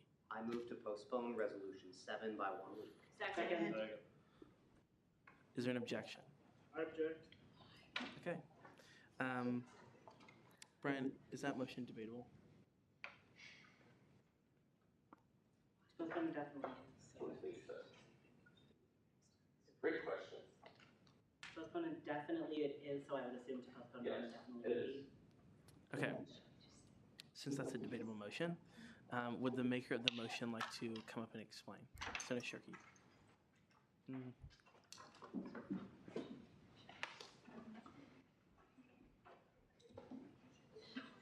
Hey, Senate, sorry if this is getting a bit repetitive. I'm making this motion to postpone Resolution 7 because right now, if we vote on 7 and we approve 7, which I think we probably will, I think all 3 of those people are eminently qualified for their independent positions. If we approve the resolution right now, those of them that are in Senate, which I know Sayah's in the Senate, I don't know if Haynes or the other 2 are in there, but like we don't want to screw them up by taking away their vote in the Senate. So we vote to postpone this a week, then we fix this.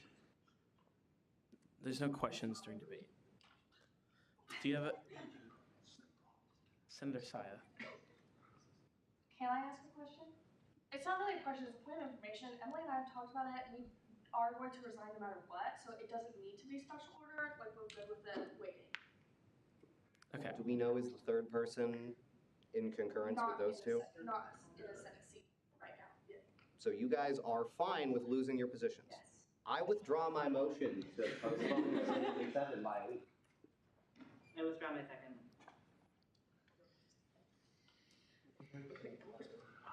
If the motion's withdrawn and the second's withdrawn, you're good. You just need a motion to consider Resolution 7 now. Okay, great. Chair Lee. I motion to consider Resolution 7. Second. Okay.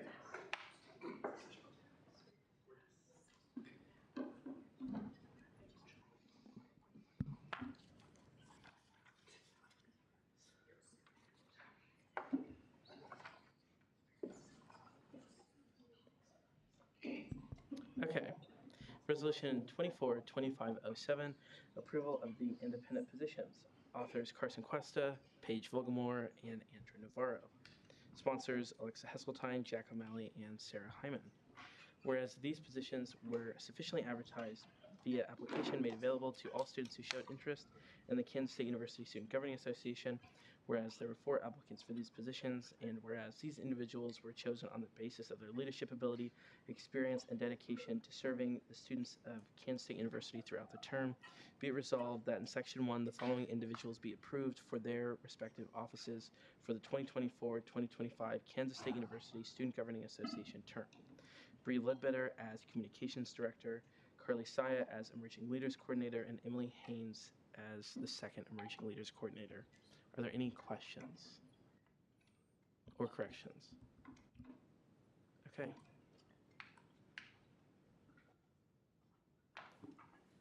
Seeing no questions or corrections, does somebody have a motion to approve the resolution? Senator Shirky. I move to approve Resolution 7 unanimously. Second. Is there an objection?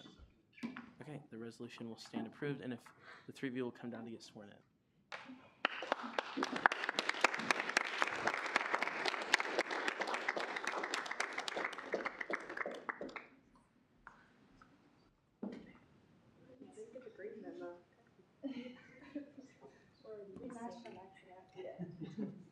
Okay, Bree, I'll do you first, and then the Emerging Leaders Coordinators. If you'll raise your right hand and say, I will at the end. I do solemnly swear that I will faithfully execute the oath. What am I saying?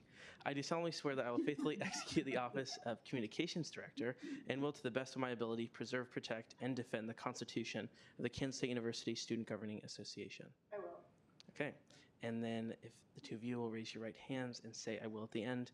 I do solemnly swear that I will faithfully execute the office of Emerging Leaders Coordinators and will, to the best of my ability, preserve, protect, and defend the Constitution of the Kansas State University Student Governing Association. I will. Okay, if you will introduce yourself with your name, hometown, favorite smell, major, and pronouns. Hi, my name is Emily Haynes. I am a sophomore from Overland Park, Kansas, studying English. My pronouns are she, her, and my favorite smell is anything vanilla. Hi, my name's Carly. I am a sophomore studying family and consumer science education. My pronouns are she, her, and I went to Home Depot with my dad this weekend. I've been thinking about that a lot. That's my favorite smell right now. Hi, I'm Bree Ledbetter. I'm a sophomore from Overland Park as well. I'm majoring in music education with a minor in special education. And my favorite smell would probably have to be whatever soap I just used in the McCain bathroom like 3 hours ago.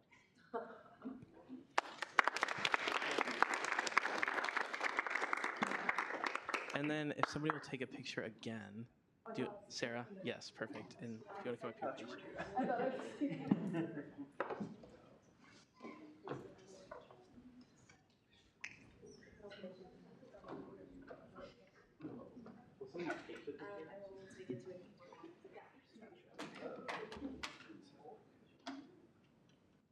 Can we count? Sorry. 7, 3, 2, 1.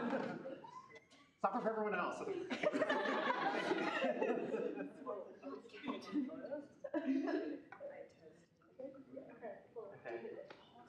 Yay, congrats.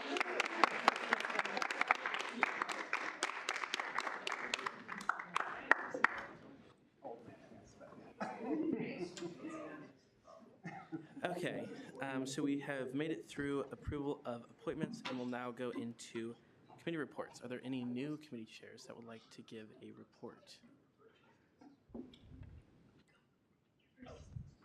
Yeah, Chair Lilly.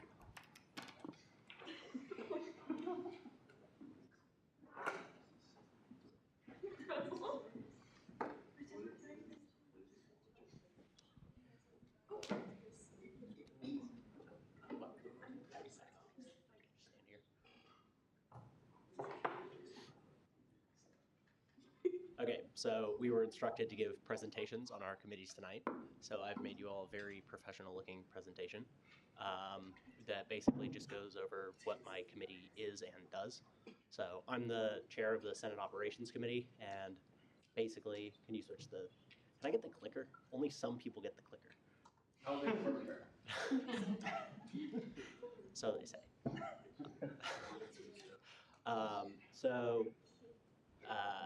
Basically, the Senate Operations Committee just manages all of the Senate seats, so appointments, expulsions, stuff like that.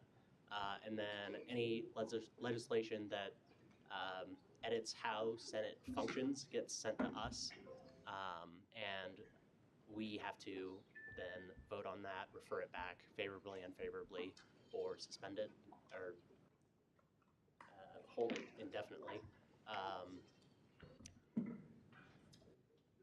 So because we get kind of a sneak peek every week when we edit all of the legislation. So any legislation that goes to Senate goes to us to get edited before it's presented to Senate.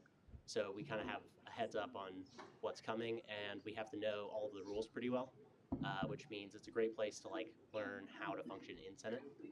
Can you switch the slide again? Basically, meetings are about an hour. Sometimes we don't have any pending legislation, we just won't meet. But we show up, take attendance, review pending legislation, yes.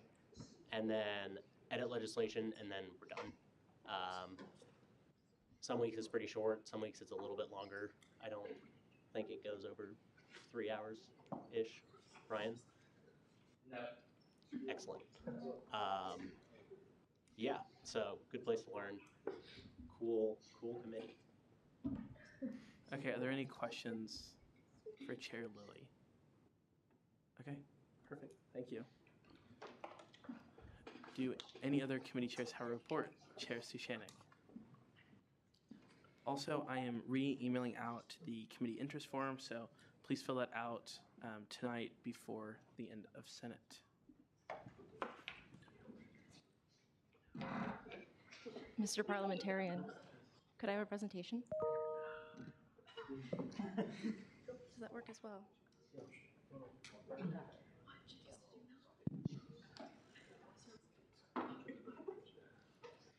Okay, so I think the purpose of this presentation is twofold, just to educate senators a little bit about what the committee does, and also as a bit of a marketing ploy for why you should join the committee this year. So, welcome to the Student Service Fee Committee.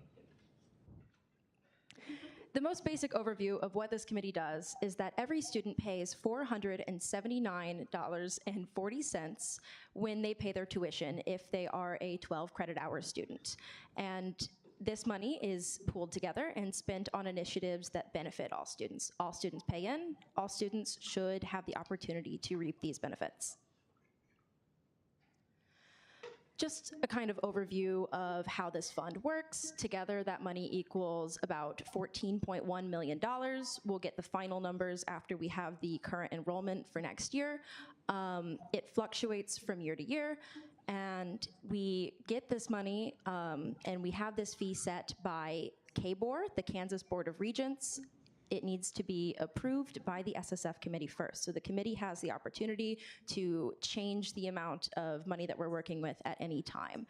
I think that this committee is really special and really important within SGA because it is what gives our legislative branch the power of the purse, so to say, if you can recall back to your 8th grade civics class.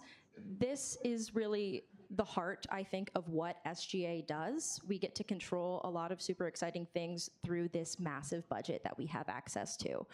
We break that up into what I would call the big three. So we have Lafine, the Union, and the Rec, which takes up about 86% of that $14 million. Just kind of a basic breakdown of what this fee looks like, as well as all of the other entities that we have on this fee. If you join the committee this year, we have 5 different things up for review. We review everything in 3-year funding cycles. So if you don't see something you want to review this year, wait a year, wait 2 years. And if you're a freshman now, that means when you're a senior, you will get to review these again. The way that our committee will basically function is that we will do everything in 3-week processes. The first week, you're going to hear a presentation and a request from an entity for how much funding they would like, how much funding they can stand to be cut, etc. And then the next week, we will have questions and discussion. We will be able to ask them any information that we still need to know and discuss amongst ourselves what the general poll of the room is. And then finally, on the 3rd week, we will debate what our contract will look like, and we'll take a vote on that.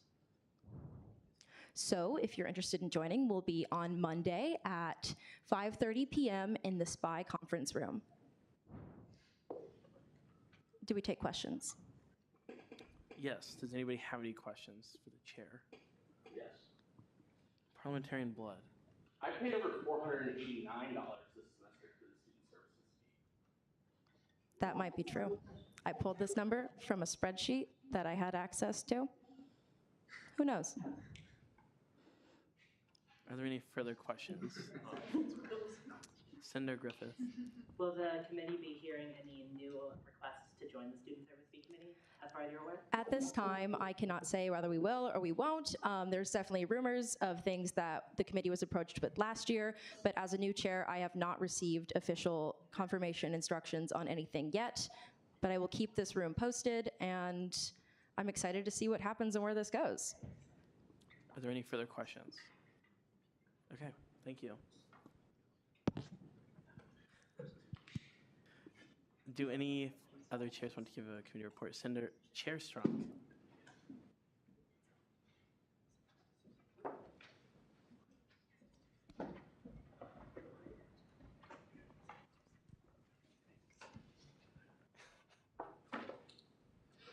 Okay, so the Student Allocations Committee, of course, that's me. So next slide, Brian, thanks. So what does SAC do? So basically, we're given around $200,000, and we allocate it to different organizations around campus. So the first category that I would say would be for travel and on-campus events. It's basically just our general fund every year. We have $39,000 to allocate to organizations. It's $1,500 limit, but it's $150 a person for travel, and then on-campus events as well. And then we allocate to academic competitions teams every year. We take a day and we do that. It's about $90,000. It's for travel expenses, other expenses, and then equipment. And then we also allocate, I think it's, am I right, in 65,000, Carson, to sports clubs. And that's basically for, travel, equipment, and then other expenses they may have. And then, okay, so SAC meetings. So it's going to be 7 p.m. in the SPI, that conference room. Meetings are usually over by 8:30, so about an hour, hour and a half, just kind of depends. We do have 2 all-day meetings in the year. So in the fall, there's going to be a full day, and then in the spring, there's a full day. That's when we hear sports teams in the fall, and then academic competition teams in the spring. So basically what that looks like is, we meet in the conference room. We hear presentations from campus orgs. Sometimes we will split into 2, so that way we can hear, more presentations. Then we'll come back together, and then we'll vote. Well, first we'll discuss at what level, if any, these organizations will be funded, and then we vote on it, and then of course we adjourn. Next. And does anybody have any questions? Also, that's my email if you guys ever need anything. Senator Shirkey. So last year, they changed the limit for the travel fund from 100 to 150. Yeah. Is there a plan to change the overall limit to match the total number of organizations we will fund, or to your knowledge, will the financial number remain constant, limiting the amount of groups? Do you mean our total amount of funding? Yeah. That's controlled by SSF, right? Yeah. Are there any further questions? Okay, thank you. Chair Lee.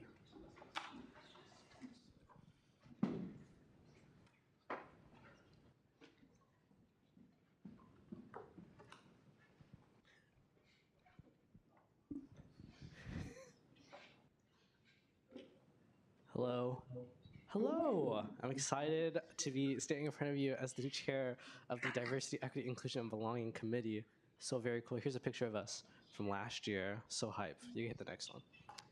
So basically, what is DEIB? So the committee is tasked with these main duties. The first being diversity programming funds, or DPF funding, as we say.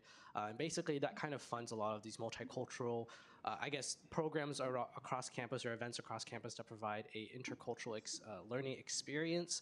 One big example of that would be like the Lunar New Year celebration that ASU put on this last February, and a lot of other student orgs may have put on as well. The Iranian Graduate Students Association put on an event this last year as well. But yeah, that's kind of what DPF funding is. But we also have we're kind of like a jack of all trades. We also do targeted outreach to traditionally underrepresented communities. It's our role to really be the bridge to multicultural student organizations and diverse student organizations on campus to SGA. So going to MSOs, going to a lot of the Saga, OSTEM, all those groups, and also developing policies and programs to increase engagement. So this is mainly done through outreach. So DIB is tasked with a lot of outreach. But yeah, you get the next one, Brian. So yeah, what are my goals for this year and why you should join? I think the first goal is really following up on last year's campus accessibility report. As you may all have known, that was passed this last term, and that administration is going to be taking it into account when they develop the master plan, but really following through with that and making sure that actually is being utilized. Again, building relationships and presence within other student organizations, their events.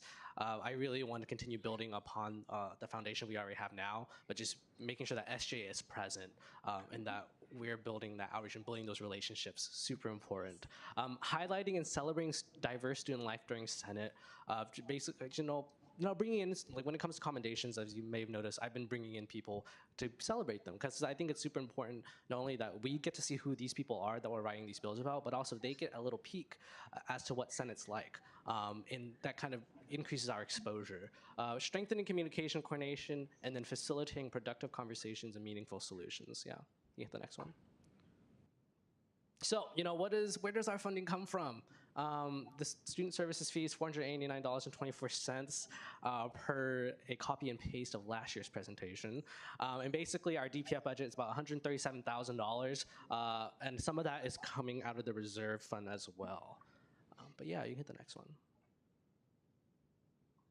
So this past term, so what has DIB done? So this past term, we've allocated about $177,000 for 27 events. We've had about 31 DPF requests. We talked about the campus master plan and the accessibility reports.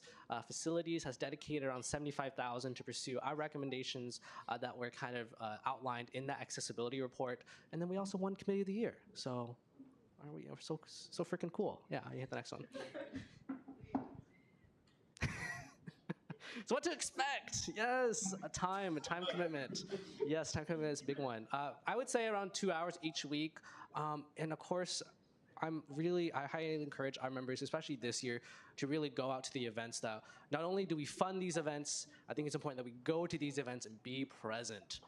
Again, that goes back to building relationships. When we talk about SJ and our outreach, that's the best way of doing it is by being there. And I guess the next point is come with knowledge, come ready to learn and be engaged. So many different students come in and out of the DIB committee and present to us and from so many different walks of life. And so I think it's really fascinating to learn more about them. Collaboration, be prepared to work with others in and out of committee and with other student orgs on campus. And of course, we represent students, get fired up in fighting for students and finding ways to, make an impact here on campus.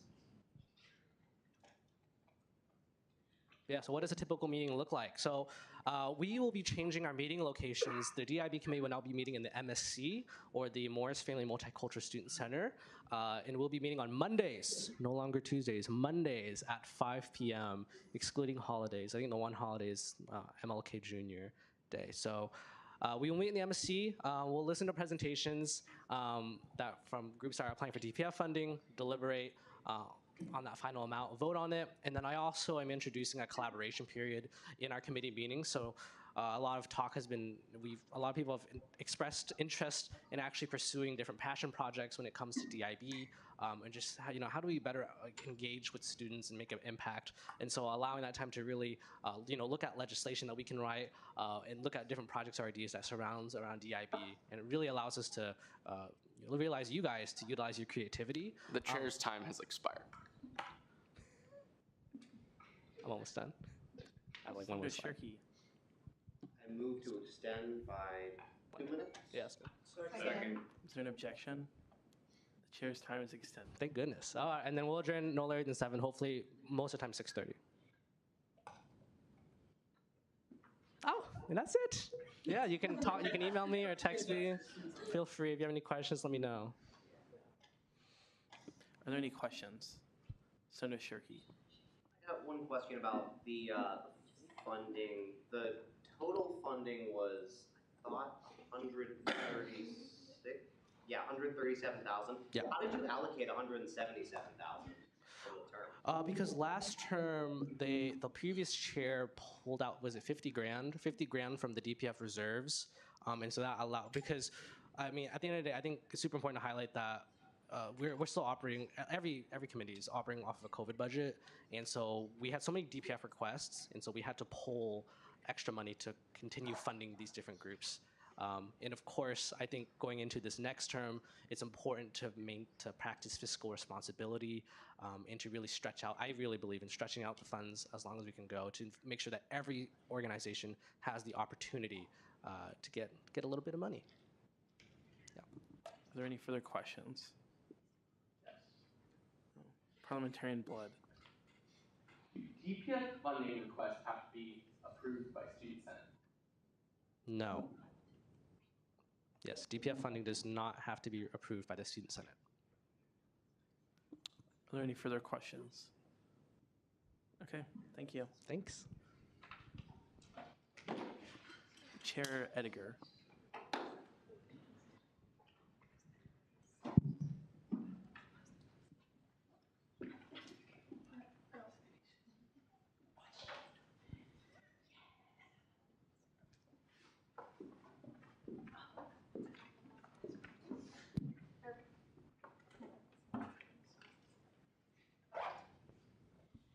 Hello, good evening, everybody. I am Evelyn Ediger. Just a little bit about the Tuition Enhancements Committee. I am so excited to begin this new term with you all. Can we hit the next slide? Thank you. Okay, so as just an overview, what funds are offered through the Tuition Enhancements Committee? We start with the Educational Opportunity Fund. This is EOF. These funds are allocated during the fall semester. Typically, we provide funding for like academic scholarships or fellowships. This also includes salaries and grants for students in public service programs, in addition to students that are employed on campus. This is just to name a few. And then SCTE funds are allocated during the spring semester. This helps provide seed money for implementation of new programs here on campus. And we really want to ensure that these programs affect a large number of students here on campus. Thank you.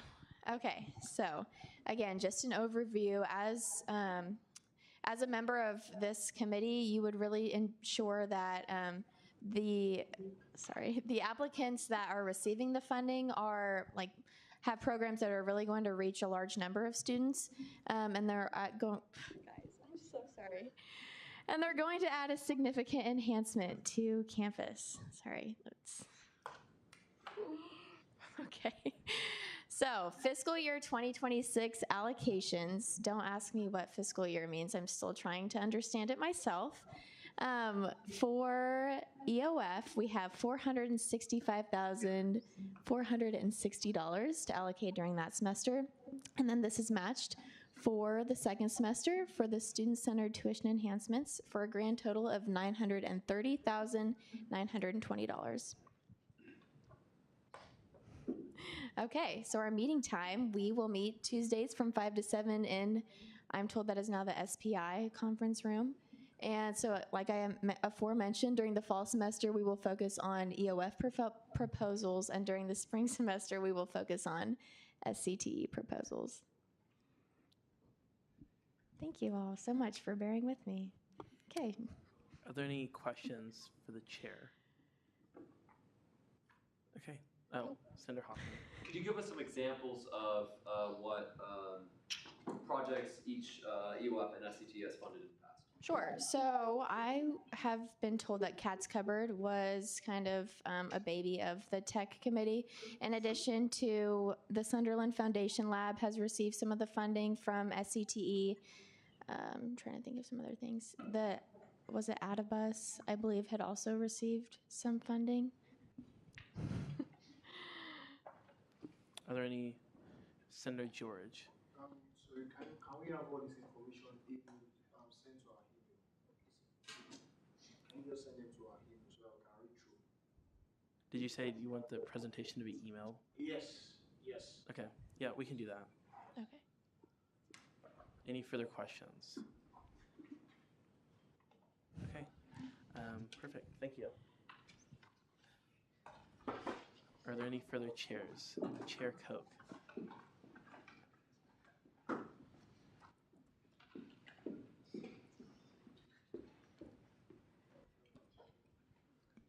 All right, last one. Just bear with me. You guys are almost there.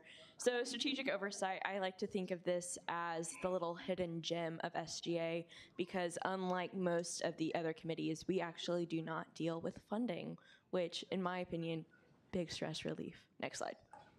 So what we do, so we are in charge of creating an annual survey that is supposed to be sent out to the students. Last year, we didn't do the best job of actually getting it out there for people to fill out, but really is trying to see different areas of discontentment and what SGA and K-State can do to better student experience. And so with the results from that, we create our SGA comprehensive plan.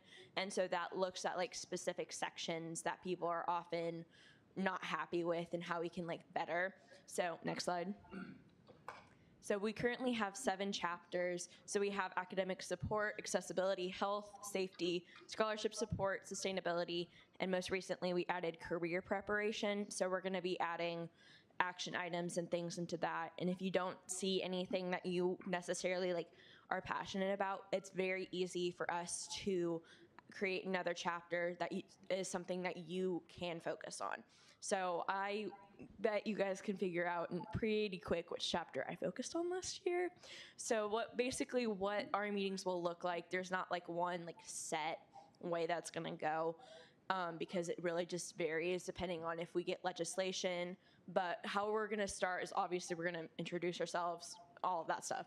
And then we're gonna go ahead and dive into specific action items that we want to look at, specifically with career preparation, because we haven't quite got all of that laid out before last term ended.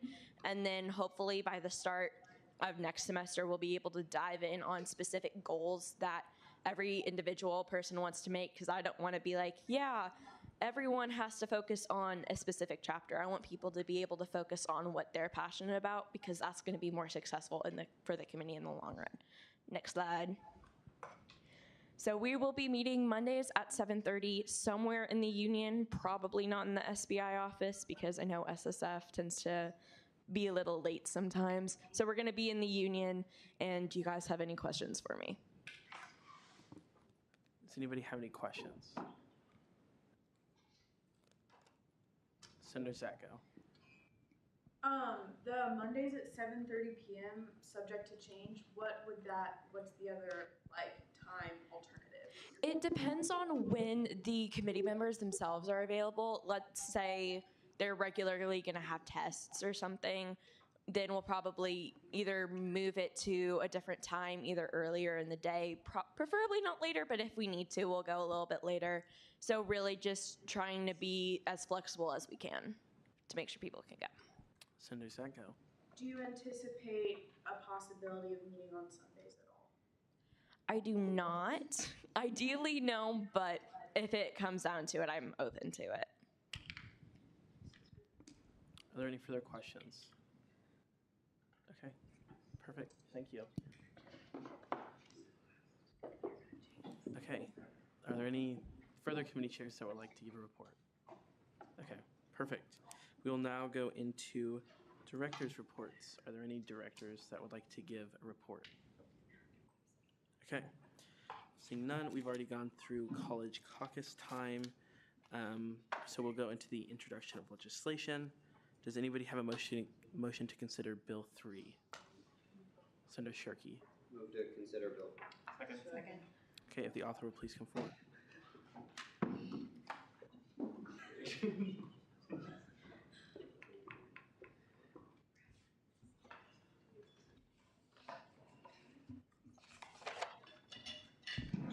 Bill 242503, amendments to the KSU-SGA Constitution regarding the oath of office. Authors Vivian Griffiths, whereas the Kansas State University Student Governing Association, KSU-SGA, should regularly check its governing documents against current practice. Whereas historically the student body president and vice president are sworn in before the student senate. Whereas there is no time limit on taking the oath of office in the Constitution. Whereas the Speaker pro tempore is not elected on the first regular meeting of the student senate term. Whereas the chief of staff takes the oath of office. Whereas the oath does not need to be administered publicly. Whereas these current practices are not reflected in Article 8 of the KSU-SGA Constitution. And whereas these changes enable KSU-SGA to strive for excellence in its practice in order to best support students and advance the next generation land-grant mission of KSU. Be it enacted that Article 8 of the KSU-SGA Constitution will be amended to read as follows. Article 8, the oath of office. 801, the student body president, student body vice president, chief of staff, speaker of the student senate, speaker pro tempore of the student senate, student senators, cabinet members, KSU-SGA attorney general, KSU-SGA deputy attorney general, chancellor and member of the student tribunal, chair and member of the student review board, all other member of judicial boards, phase 2 SGA mentees, and all other KSU-SGA officers elected, appointed, or approved of by the student senate shall take the following oaths before taking office. I do solemnly swear, affirm that I will faithfully execute the office of, name of office, and will, to the best of my ability, preserve, protect, and defend the Constitution of the Kansas State University Student Governing Association. 802. Individuals elected, appointed, or approved of by the Student Senate shall take the oath within 3 weeks of their approval by the Senate, or else their position will be considered vacant. Individuals elected to their position through the KSU-SGA election shall have until the end of the spring semester to take the oath, or else their position shall be considered vacant. 803. The oath of office may be administered by one of them of any of the following officers: the incumbent chancellor or member of student tribunal in all cases, the student body president or student body vice president in the case of the executive branch, the speaker of the student senate, speaker pro tempore of the student senate, or the senate operations standing committee chair in the case of the legislative branch, the KSU-SGA attorney general or KSU-SGA deputy attorney general in the case of the judicial branch, the SGA emerging leaders coordinators in the case of SGA mentees, or any person authorized by law to administer oaths. 804, at the first regular meeting of the newly elected student senate, which shall occur during the fourth meeting of student senate following the general election, the oath shall be administered to the student body president and the student body vice president. Then to the student senators, then to the speaker of the student senate following their election to the position. 8:05, at the second regular meeting of the newly elected Student Senate, the oath shall be administered to the newly elected Speaker Pro Tempore of the Student Senate following their election to the position. 8:06, the oath shall not be required to be administered during a meeting of the Student Senate, but a recording of the individual's taking of the oath must be created and released publicly and for free. Section 2, this legislation will take effect upon passage by the Student Senate and signature of the student body president. That'll need to change now that the amendment's been ratified.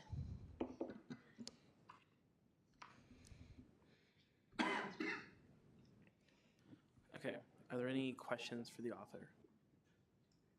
Or corrections? Senator Schumer. I got a friendly correction, line 50, need a period and after vacant. I didn't notice that. Are there any further questions or corrections? Okay, seeing none, thank you.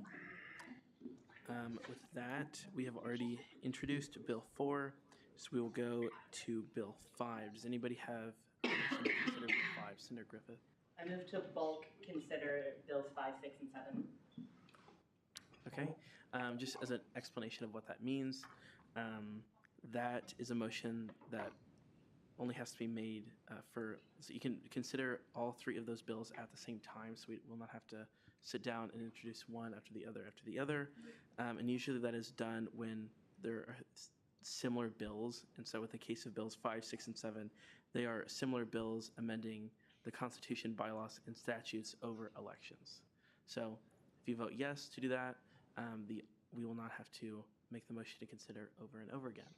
So at this time, if you are in favor of bulk introducing bills 5, 6, and 7, please raise your placards now and proxies raise 2.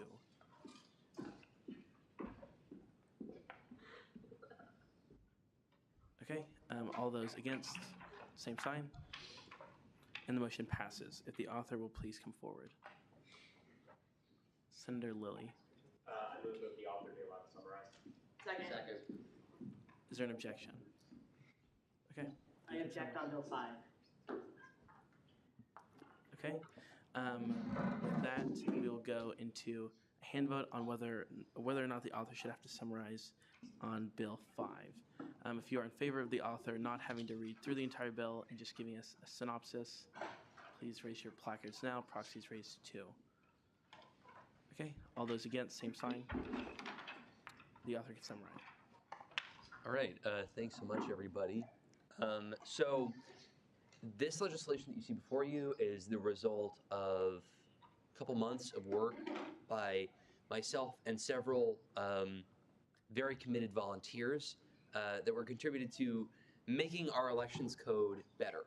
And there are a lot of changes in these 3 pieces of legislation. I will sit down for as long as you like and let you ask as many questions.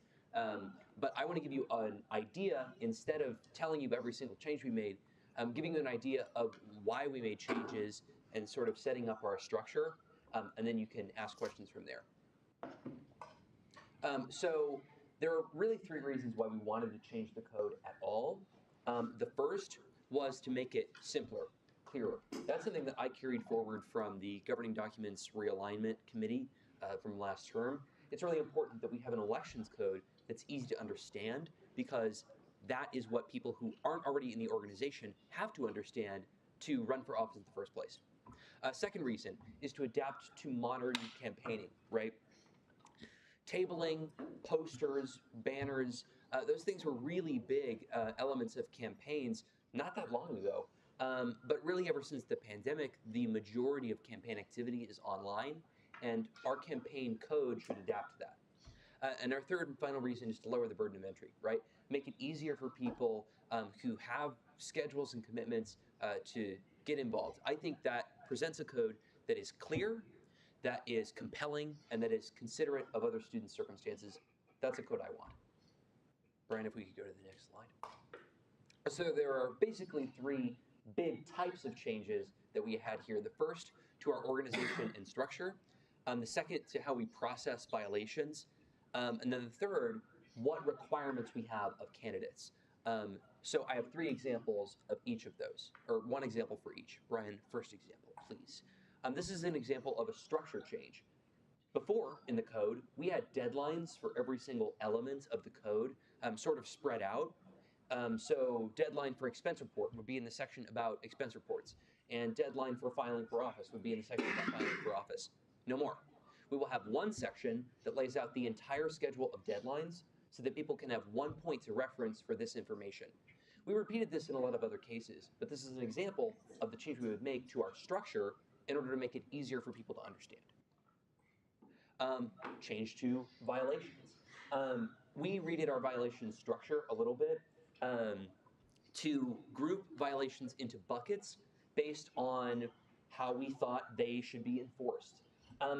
The first step to that was cutting out a lot of violations that we thought were unnecessary, like regulations on campaign activity that just doesn't happen anymore.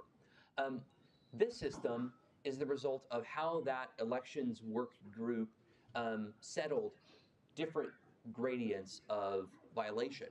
The first example, a class 1 violation, would be something not quite so groundbreaking, like interrupting class. The second would be removing, obstructing, or defacing some other candidate's property.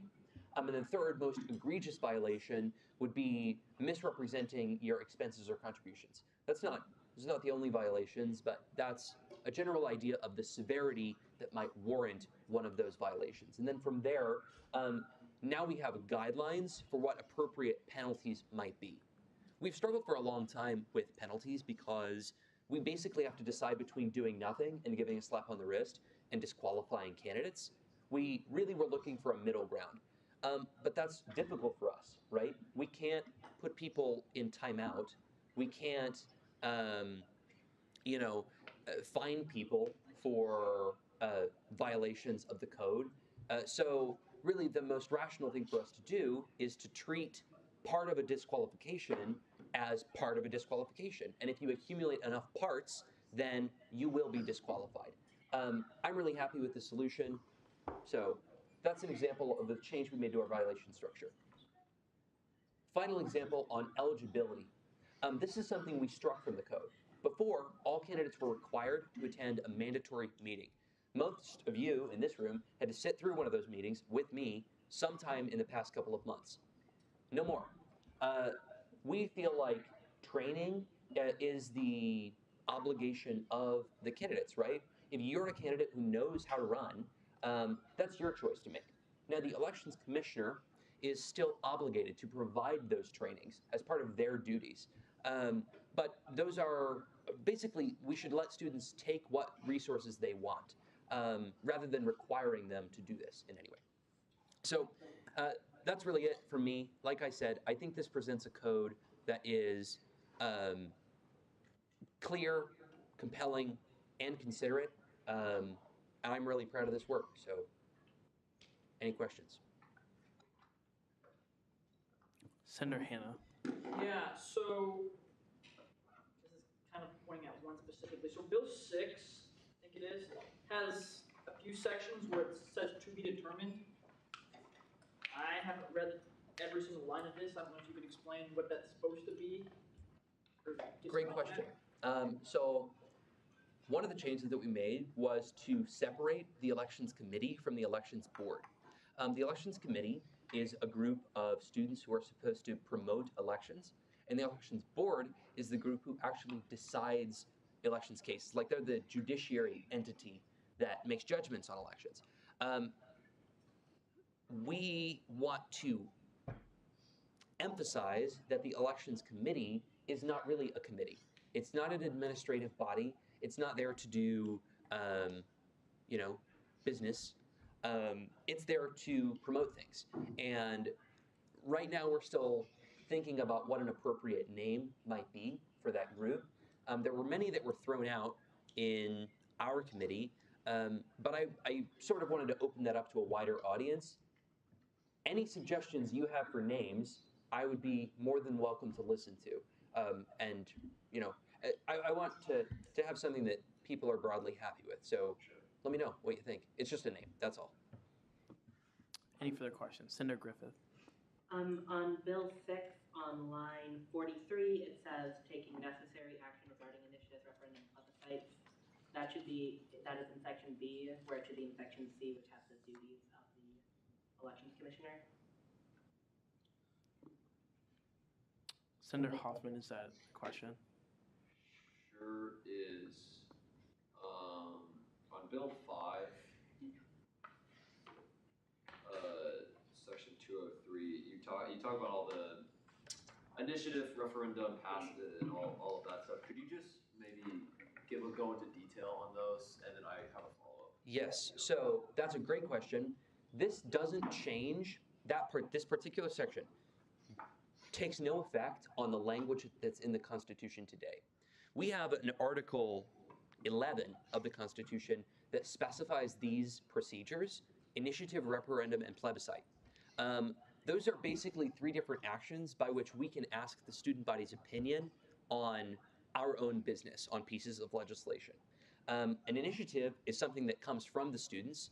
A referendum is something that we give to the students, and a plebiscite is something that we're just like polling them on, just a survey question, not binding action. We felt like all of those things would be more logical to be included in the elections section of the Constitution because they are electoral processes. But we don't modify those processes in any way from how they exist now. So it's just copy pasted? Correct. Then follow up. Granted. For the initiative procedure, that final, hold on, let me find it. Section C, passage of legislation, the final sentence there says, any measure submitted to the voters shall become effective when approved by 60% of the votes cast thereon. So theoretically, what if one vote voted yes, isn't that 60% and would be approved? Like, I'm just confused on the wording of that. I'm not sure I understand your question. It's just, yeah. Initiatives and referenda require at least 1/3 of the student body to vote on it. Okay, and so that's just not there. Should be. It may just not be in that spot. Are there any further questions? Senator Glasscock. It talks about the election beginning at 8 a.m. It doesn't specify on Tuesday and then ending on Wednesday. Should it specify a time? Or It does not, because the end time is 11:59 p.m. The header of that section says that unless otherwise specified, all deadlines are 11:59 p.m. That was another change we made. We have like 4 p.m. deadlines, 3 p.m. deadlines, 5 p.m. deadlines. Scratching them all, 11:59 p.m. Senator Griffith. To follow up on that, how come you don't start the election at midnight on Tuesday? Why do you wait till to open the polls? What the room, I can't say we committed a lot of thought to the start time. Left it as is. But if you feel compelled to change it, I'm sure that's appropriate discussion for committee. Senator Glasscock. Friendly amendment, just changing that 8 to 8 a.m. to make sure that that's clear, if that's all right. When it says the election will begin at 8, specifying 8 a.m. because I don't think it says it in the header. Do you have a line number? Oh, apologies. Line 209 in Bill. Line what? So sorry. Line 209 in Bill 7. Okay.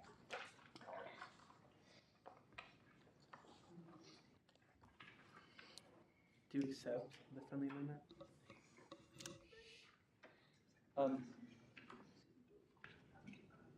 Chase, help me understand where you would like to make your edit. It's just that it says 8, that is assumed. Oh, yeah, you're correct. Okay, cool. Okay, any further questions? Senator Shirky. The correction, line 410 of Bill 7, letter D, penalty. Oh, yeah, I caught that this morning. Can you say that again? The word penalty is misspelled on line 410. Gotcha. Any further questions or corrections for the author? Time for questions has expired. Okay, thank you. Great. Any more questions? I'll stick around.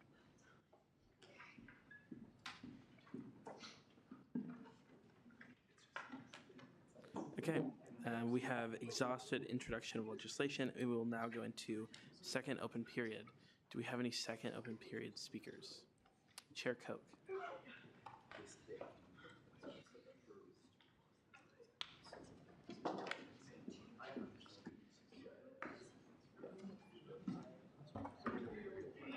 Hello, hello. I just wanted to give you guys a little update on the Wildcat Pause Day initiative that has gone through Faculty Senate and Academic Affairs now. I was a little bit of a slacker and totally forgot to let you guys know about what was Please going avoid crosstalk in the chamber. Anyway, so on Tuesday in Academic Affairs, what was brought up and eventually passed through was instead of enacting this Wildcat Pause Day permanently, was giving it a 3-year trial run, which is going to actually be by the time most of us graduate is when it's over, unless you're Marcus Kidd. But ideally, we're gonna have a plan, like a permanent plan, by fall of 2027, and so there's gonna be like different like measures and everything to check the effectiveness of this day. TBD on what all of that is. That it will be sent back to Faculty Senate to finally like endorse or not endorse May 14th. And I know that's after finals, but if you guys wanted to come, I'll still be here. So, any questions? Any questions for the speaker? Senator Griffith. Will there perhaps be a Zoom link for that meeting for all people who aren't going to be in Manhattan? Yes, there is. I will send it in the group me, and you can also find it in the Faculty Senate website. Their website is pretty easy to navigate, actually. Any further questions for the speaker? Okay, perfect. Thank you. Do we have any further second open period speakers? Incoming Attorney General Navarro.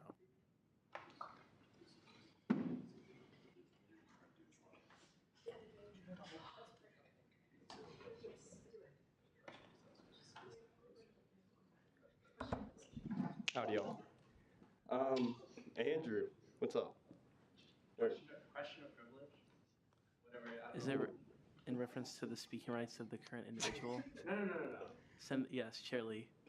Well, can the incoming Attorney General do his little dance after this? His little dance? Yeah, so Chair Lee wrote a resolution that made all of the branch leaders dance, and Paige and I fulfilled our responsibility, so I think it's in order, yeah. Awesome. So before or after, or? And what's the dance? Oh, so we're doing the one that okay, awesome.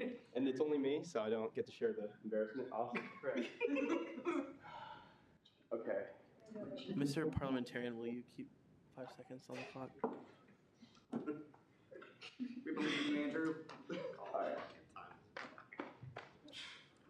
Begin.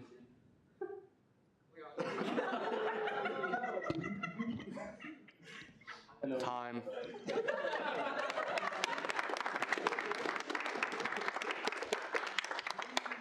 This is not how I thought this would start. That's awesome. Okay. First off, I want to say how great it is to see so many newish faces in the room. And I say ish because I've gotten to know some of our newer senators, and I can say that I'm impressed with who are present tonight. I want to come up here and echo the words of two of my mentors here in SGA during my time in the legislative branch. I would start with Ashley Grills, former intern coordinator. Shout out Ashley. About 2 years ago, which now that I say it makes me kind of sound like an old head, but 2 years ago, Ashley Grills stood in this exact spot and said something that I never forgot. Do the work that matters, not because we have to do it, but because we get to. Ashley was a mentor to me because she knew the power that we yield and the amount of good that we can do in this room. She wanted our focus to be on students, for students, and for the betterment of all in the K-State community. I will further the sentiment she expressed. Never feel underqualified to do the work you want to do. If you are a freshman or a senior, your life experience matters, and it uniquely qualifies you to do the work for the initiatives that you and our student body cares about.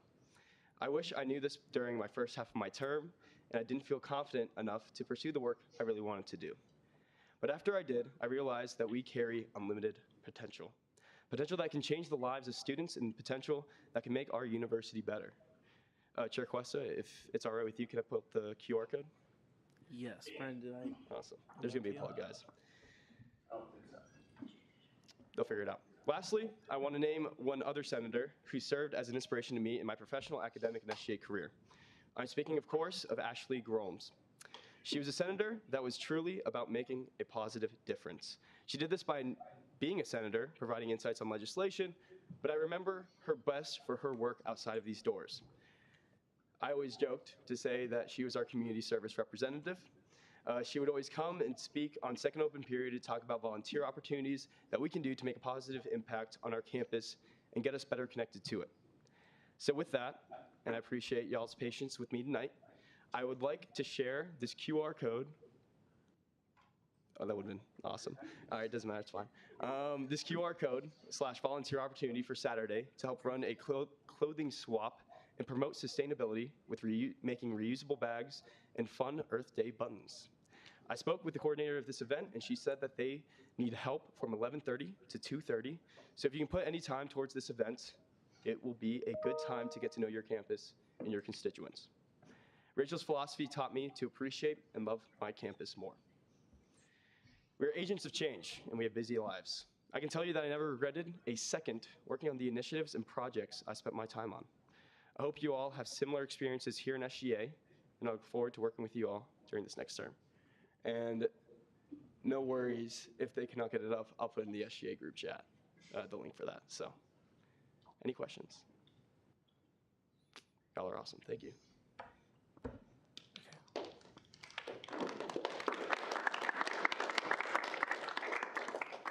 Are there any further second open period speakers? Chair Lee.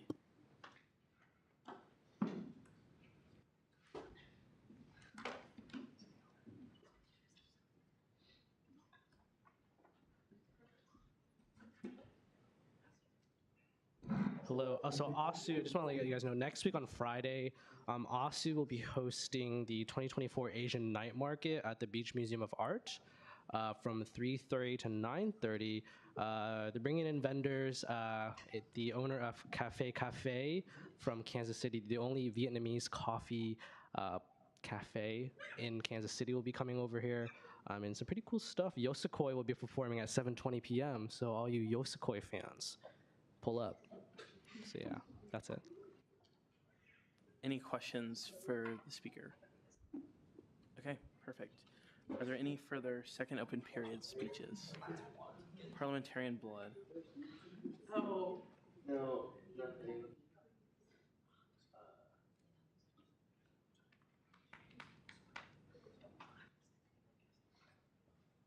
Oh no. Senator George asked for this to be shared, and so he's not here right now, but I'm sharing it anyway. I have no information whatsoever on this event other than it's appearing in the ballroom on the second floor of the Union tomorrow, April 19th at 5:30 p.m., and it's Africa Night, sponsored by one of the student orgs here. So, any questions for the speaker? Senator Shirky. Can we maybe throw that in the SGA group chat as well? Yeah, we can do that. Any further questions? Okay, great. Are there any further second open period speakers? Okay, seeing none, we will go into the reference of legislation. All of the bills that were introduced will be referred to the Senate Executive Committee. So yeah, with that, Senator Griffith. Move to refer bills 5, 6, and 7 to Senate Operations Committee. Second. Fantastic. Where did my placard go? Okay. Give me 1 second. It's debatable. Yeah, great. Okay, if the maker of the motion will come forward to debate.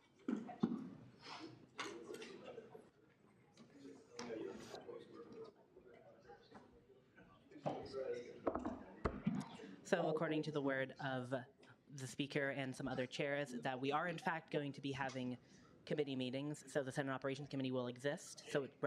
So legislation can be referred to it. But the main reason that the 3 bills about election should be referred to the Senate Operations Committee is because the Senate Operations Committee handles the elections. And we also don't have the elections commissioner right now, so their input wouldn't be considered. And even if it would be considered, because of a bill I wrote at the end of last term, they're already on the operations committee. As such, I do not believe there's any reason for it to go to exec when operations is going to exist and is the perfect committee to do that, so vote to send it to ops. Point of information, Yes. when, is there a deadline we can expect committee appointments to happen? So the chairs are meeting to appoint the committees tonight. So if everything goes perfectly, we should know which committee everyone is on by tomorrow. Sure. Okay, with that, are there any, that was a speech in the positive, are there any speeches in the negative? This is on the motion to refer bills 5, 6, and 7 to the Senate Operations Committee. Those are the elections bills. Are there any speeches in the negative? I have one. Okay, so the reason that I decided to refer these bills to the Senate Executive Committee is because that is the only committee that is yet to meet, and that is the only committee whose members understand what their committee's function is. The first committee meeting of any term for a committee is normally an introduction of what the committee is, a simple overview of how the committee should function, and it's a very easy transition into how we normally do things. And what I'm not particularly interested in is having a bill coming out of committee where the members of that committee did not fully understand their obligation. And so also I think that these 3 particular pieces of legislation have a lot to do with the members on the Senate Executive Committee, those being the student body president, vice president, the chief of staff, both the attorney general, deputy attorney general, and all of the recently appointed chairs. So I would, if I had a vote, I would vote against the motion and send these to the Senate Executive Committee. Is there any further debate in the negative, positive, or negative, or at all? Okay. Okay, with that, we will go into a hand vote on the motion to refer, and that is a majority. Great. So if you are in favor of sending bills 5, 6, and 7 to the Senate Operations Committee, please raise your placards now. Proxies raised 2. Okay, and all those opposed, same sign. Okay, the motion does fail. I call for a roll call vote.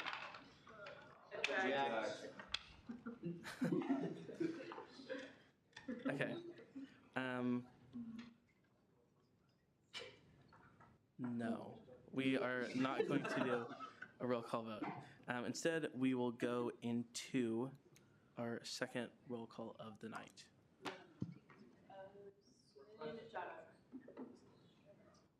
Senate shoutouts are first, yeah.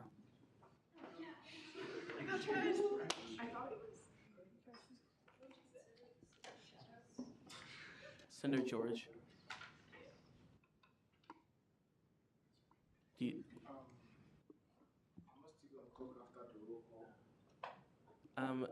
Parliamentarian Blood already talked about your event, if that's what you're. Okay, perfect. Senate shoutouts. Okay. Shout out to Parliamentarian Brian Blood for standing in the middle of the Classy Cats photo. We admire your courage. Shout out to the minutes of this meeting. They were a real bugger to write. I love the preservation of media. Yeah. Shout out to Brian for saying the pledge just a little faster than everyone else. So patriotic. Shout out to Brian looking and acting like Adam Conover, correcting someone who was wrong. I don't know who that is. Shout out to cutting the cord. Wait. Shout out to cutting the cord to Brian's mic to spare us all from this suffering. Shout out to Widow Brian asking exclusively leading questions tonight. Shout out to Nick looking like a proud older brother tonight. Shout out to Pookie's Carson being a whittle biddle buddy boy. Shout out to all 2,763 agendas Carson sent out yesterday. Shout out to the Nick Saya Show's penultimate episode. Shout out to any excuse for Nick to get behind the mic. Shout out to Navarro for doing that stank. Shout out to Andrew's Boogie Wonderland. Shout out to Andrew making Andrew dance. And shout out to Sure Is. Okay, with that, Speaker Pro Tem Heseltine will take it away with our second roll call. Alrighty. Black. Here. Blood. Here. Bruggen. Carlgren. Here. Koch. Here. Dibelbus. Here. Ediger. Here. George. Here. Glasscock. Here. Griffith. Here. Haynes. Hannah. Here. Hoffman. Here. Holtzmeister. Here. Islam. Yeah. Jacobson. Here. Jonak. Here. Carton.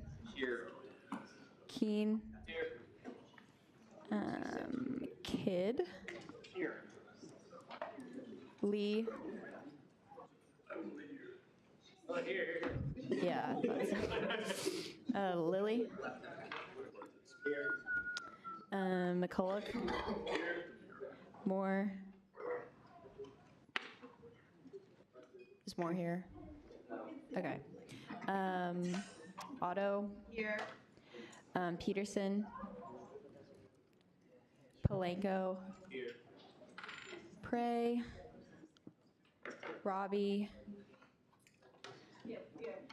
Okay. Rice. Richenberg. Here. Rizzo. Saya. Oh, yeah, I know. Sorry. Give me a minute. Shah Savare. Shirky. Here. Shivastava. Here. Okay. Strunk. Here. Stewart. Here. Sushanet. Here. Vogel. Vogelmore. Wolf. Here. Zacco. Here. Senator Haynes, or Holmes.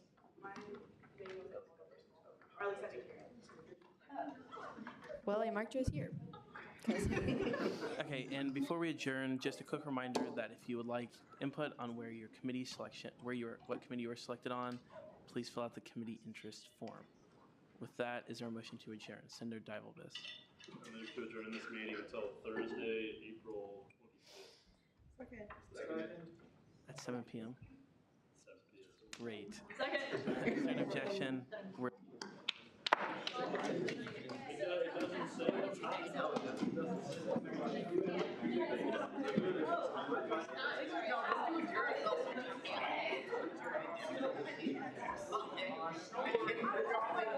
This is